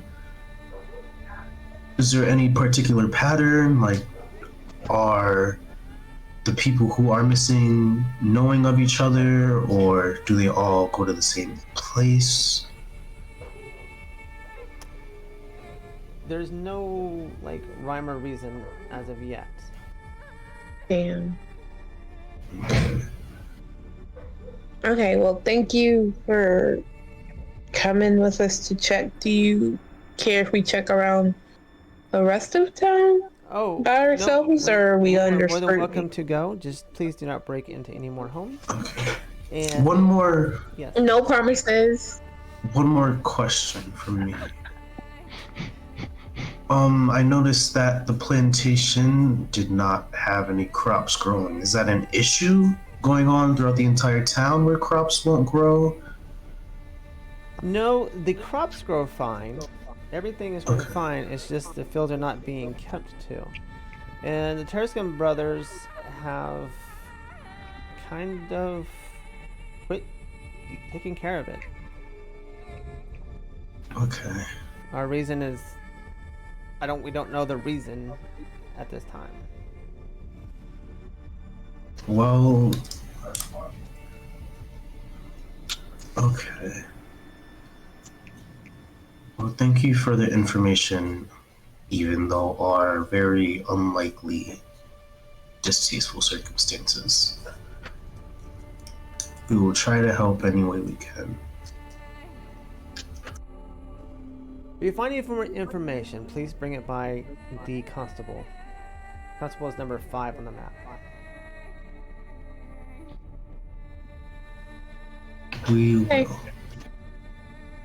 I kind of mentioned to the parties, like, okay, so I think I figured out why the bodies aren't there. You think they're being dragged to a different location? No, they're being killed, and then a few hours later, they're not being found. Right. And they're Which being, is why I'm like, why does it take the police so long to get to a dead body? and they're reanimating. Yeah. I wonder if they're all going to the same place. Yes, that is what I like your thinking, and my thinking was that if the people are missing, then maybe they are being held hostage, and then the person holding them hostage is waiting for a time to kill them to overtake the town when they turn into... You didn't eat all the murder licorice, did you? We could be dealing with the necromancer Billion army. I did not eat all the murder licorice. Okay, cool. I have an idea. Because I'm thinking maybe if we went back towards where we lost Jeremiah in the running and search around there. Yes. And I we believe... we might find where he went, because there's a lot of footprints around where we lost him. Yes. And I believe that if we do go to the inn to get information, we should not talk about what information we are looking for or ask around, because then everybody will share their input. If we go to the inn and act casual, we might be able to overhear someone talking about it casually and not being coerced into bringing something up. But first things first, we do need to catch Jeremiah before he runs across some person that could not defend themselves. I would also like for us to speak with go to the bakery. Maybe we could find out if they're the ones making this red licorice and who might be ordering it, buying it. You just hungry for real. That or the general... That was that actually there, I'm sorry. That or the general store, too, might have that kind of information. Yeah, is licorice more of a bakery thing or general store thing? I'd say general store. You still have to cook it and make it, so bakery. I feel like they make it at the funeral home for real. That wouldn't surprise me. Alright, so are we going to head in the direction Jeremiah went to, or are we going to go to the general store? All fearless leader, where are we going? Oh, that's me. Fuck. Letting the second person. That's the youngest lead that just broke a casket. Y'all want me leave? Oh, you're the one that volunteered yourself, so I didn't do it on purpose. I thought someone was gonna be like, "No, my charisma is real high," and I was like, "Yeah, you stay here, yeah." I mean, I'm probably the oldest person in the party, character age-wise, so I don't know. Fuck it. I'm about to flip a coin. Flip a coin. All right. 1d6. Evens one result, odds the other. What, odds? Chase Jeremiah, evens, general store and bakery? Yes.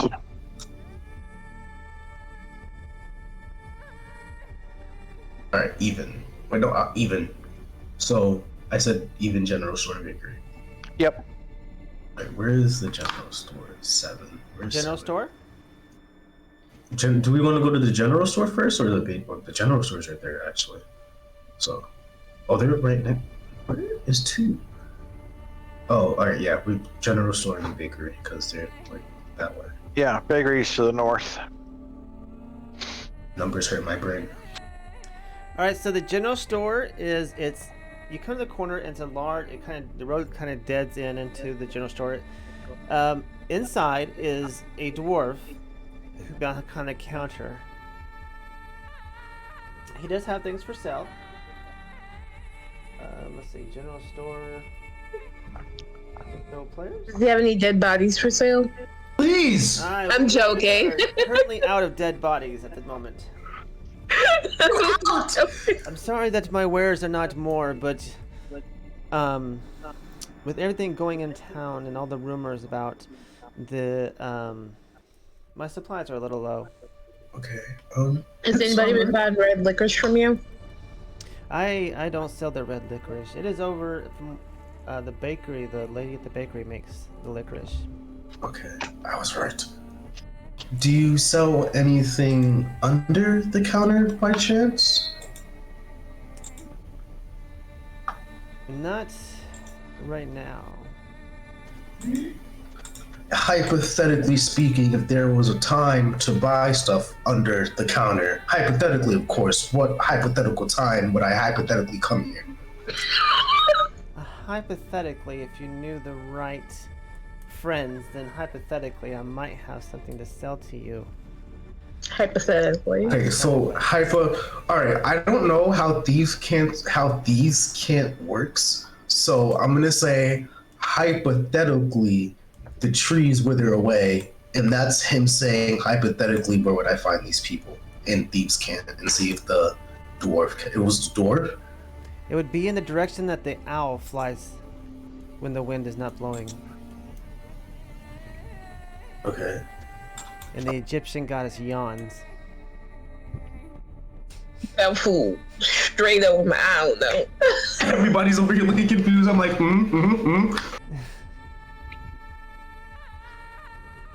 We're just waiting for another hypothetical. Hypothetically, the bird flew over my head. Mm-hmm. You said God's yawn? She was yawning on camera. Oh. Wait, so when that where the owls fly when the wind is not blowing and what? Yeah, that's that. That was Oh, fun. okay. Okay. Well, thank you, and then I'll buy a bundle of arrows and give him 2 gold instead of 1. I don't know why, but I thought you were gonna say I'll buy a vowel. Can I have a vowel, please? All right. I have 24 gold. I'm broke.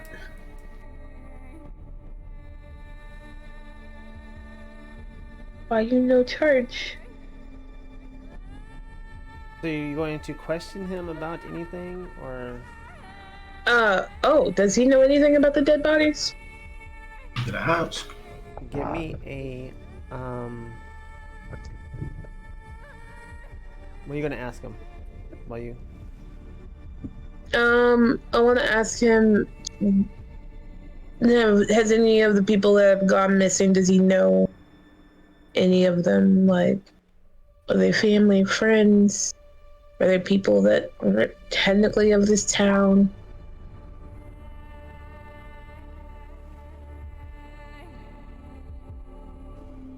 Well, I tell you what I do know. I do know in the past 3 weeks, the villagers around, my friends, we know of 9 sudden deaths that have occurred.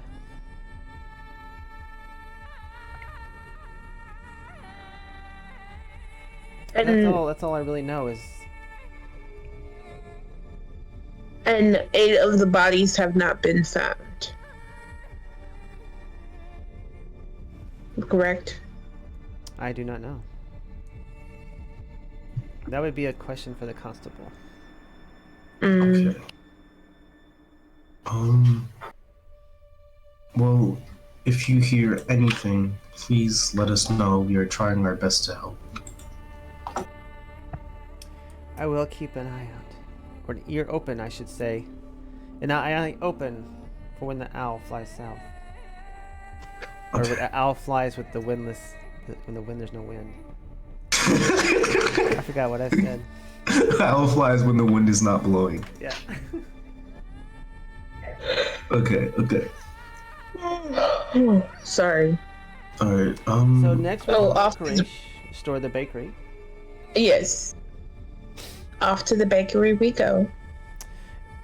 The bakery, as you get close, has a wonderful aroma of cakes and sweets. You can very easily find where the bakery is by just following the smell. Inside is a woman named Louise. Welcome to the bakery. Please, I don't have much with everything going on, but I do have some meat and Scorpion meat. some ale.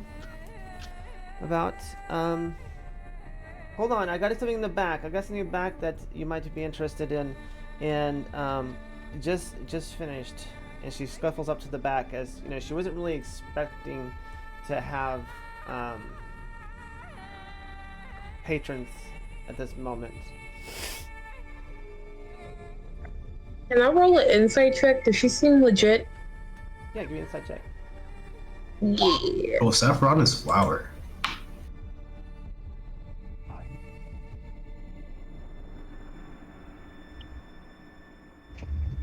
Damn, I know nothing. I don't like this. I like my dice.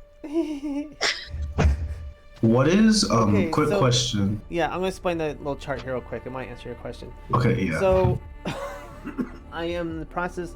If you scroll down, there's things for sale, and at the bottom there's trade goods. So further in the game, I gotta change these because I was originally writing this for not for an Egyptian setting, and I will replace these. But basically, you will be able to buy trade goods and sell them, and if you wanted to have your own trade caravan, you essentially could. Oh, that's cool. So, what are the N's and Y's next to the thingies at on the last column versus buying? Buying, yes or no? Yeah. If they Oh, buying, okay. if they're interested in even talking to you about buying it, it'll say yes. And then if it doesn't say anything else, you don't know what the price is. She is telling you right now that she will. You will already know that she's buying deer meat. Okay. At half, she's buying it at half the selling price. So 1.5 silver pieces. So if you wanted to go hunting and find deer or camels or scorpions and sell them, you can. Oh damn, she got first for 2 copper pieces. And she comes back with a large jar full of red licorice, and she puts on the counter. I made these special. You know, there's only a couple of people who buy them in town, and they haven't been by yet. Hopefully they'll be by later this afternoon. Who buys them? Well, let's see. I have Mordu. I have Gene, one of the Tarascon brothers. He comes by, and both the Bordel children come by and buy the licorice from time to time. Who was it? Mordu, Jean. And Bordel children. I'll put that in the chat. Game. What was the brother's name? There we go. Oh, there we go. Marcel. I meant Jean, not Marcel. Is this all the licorice you have? That's all I have right now. I mean, there's 100. There's 100 pieces here in this jar. They're copper each. They're on sale. Do you make it? Yeah, I make it here in the bakery. Okay. My specialty. I put a gold piece on the counter and say, "I'll buy that, and you can keep the change." Her mouth kind of Oh, wait, you're moving. And I you want to now ask have who. 100 red licorice pieces. I want to ask who comes in for It's only licorice 2 most copper frequently. pieces, and you put a gold piece? That's a lot. I telepathically tell everybody this might get her to give us more information.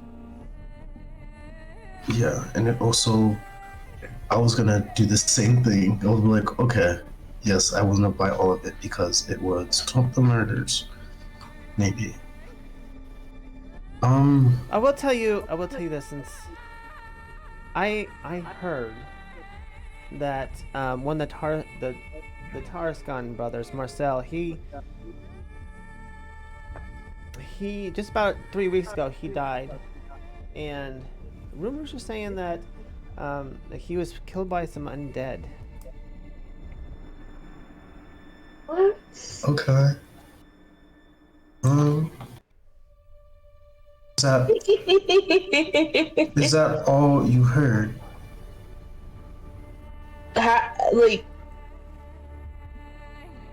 I don't even know what question to Give me a ask. charisma check. Say Moshi. Me? Moshi. Oh, Charisma check. You hate me. good luck. Girl. Like, I'm getting hated on. This +0 charisma. Oh, not bad, not bad, not bad, not bad, not bad. 14. I gotta eat that up. I gotta eat that up. You did eat that up. I'm so died.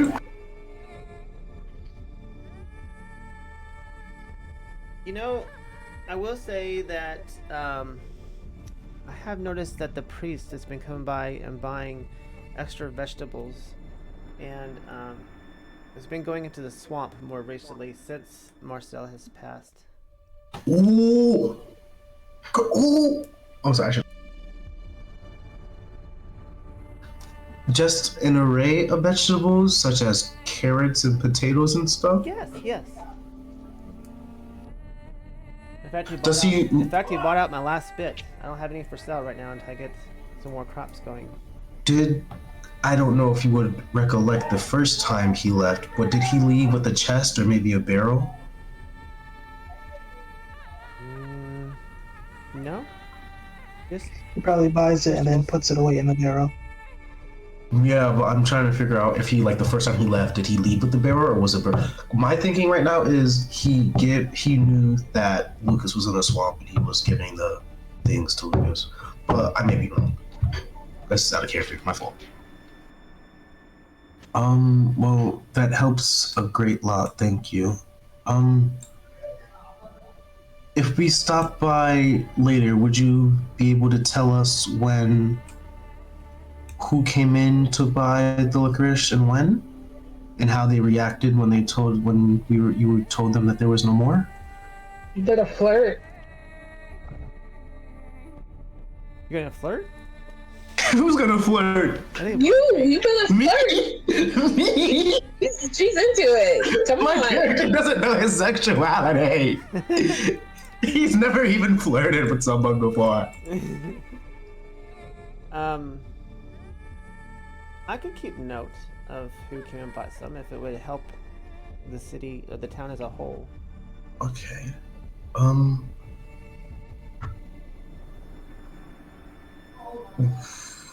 I would like to set up an arrangement so that I can maybe pay for all the licorice that you make.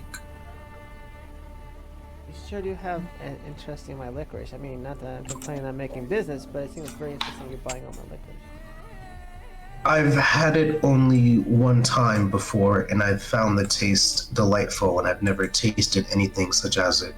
And I'm not really fond of eating much, but I find myself being able to eat your licorice all day. I'm kind of eating this up. Hold on. Sorry.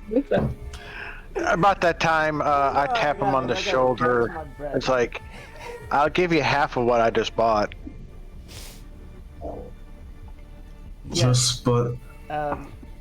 Give me a persuasion roll. Okay, I've had to make like 8 of these today. You got it. Oh my god. Oh.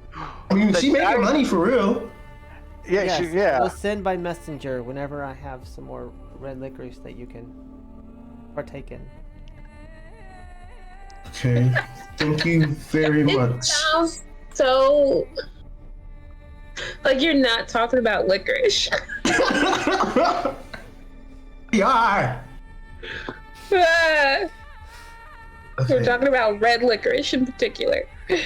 very Yes. appreciative of it. I used to make black licorice, but no one wanted it. Black licorice is so gross. Right. I don't know why you even made the black licorice for real. You was setting yourself up for failure. What That's not flavor good. Just is like black my licorice? black. Ick. The flavor of black licorice is ick. Yes, it is. It, Yes. ICK. Black. Like cough Ugh. Don't disrespect cough syrup. Cough syrup tastes good. Did you say cough syrup tastes good? NyQuil, It's NyQuil. good. You ever had the green NyQuil? It tastes just like black licorice. I can wait too. I like black licorice, so. That is pretty good. Okay, you know what? Now the party is divided. Like, what is this? We know who to take out first. Right. What are y'all other murderers actually? The murderers, the true murderers. Only murderers like black licorice. For real? Only reason you do something distasteful is because you like something distasteful. So it is 11 o'clock. So we are going to pause it right there. Of Mushi making a deal with the candy maker, the baker, Louise Decan, who's going to contact you again when she has some more licorice that you can buy. Yes. See, so let's think about it like this. See, I'm a psych major. I'm thinking about it in a psychological, metatopical standpoint. My brain is 12, and it thinks constantly. If she, all right, if we buy all the licorice, he is showing forms. He is showing signs of some kind of obsession or whatever it's called. What is it called when you're like obsessed with something? What's the disorder? Obsessive. Compulsive. He's calling has a compulsion. His compulsion is that he wants to leave licorice at the site of the murder. No licorice equals no murder. No licorice also equals when he finds out there's no licorice, he's gonna have either a meltdown or shutdown. So if we analyze the people on that list and see how they react when there is no licorice. Well, the kids are gonna act the fool anyway. Okay, I'm picturing you like in real life, sitting there on the other side of a glass of a murderer that ate red licorice, and you're just taking the red licorice out of the jar and just eating it as you stare at him through the glass. I can see that happening. Maybe that is the case. I'm an investigator for real.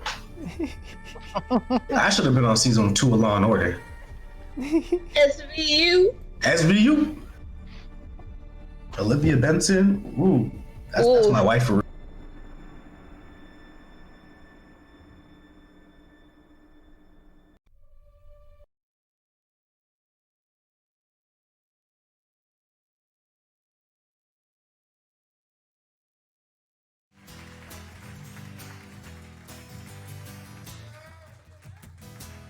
Better get back up here. This is a song about a guy you might remember from high school. Or you might be this guy from high school, I don't know. My little harmonica.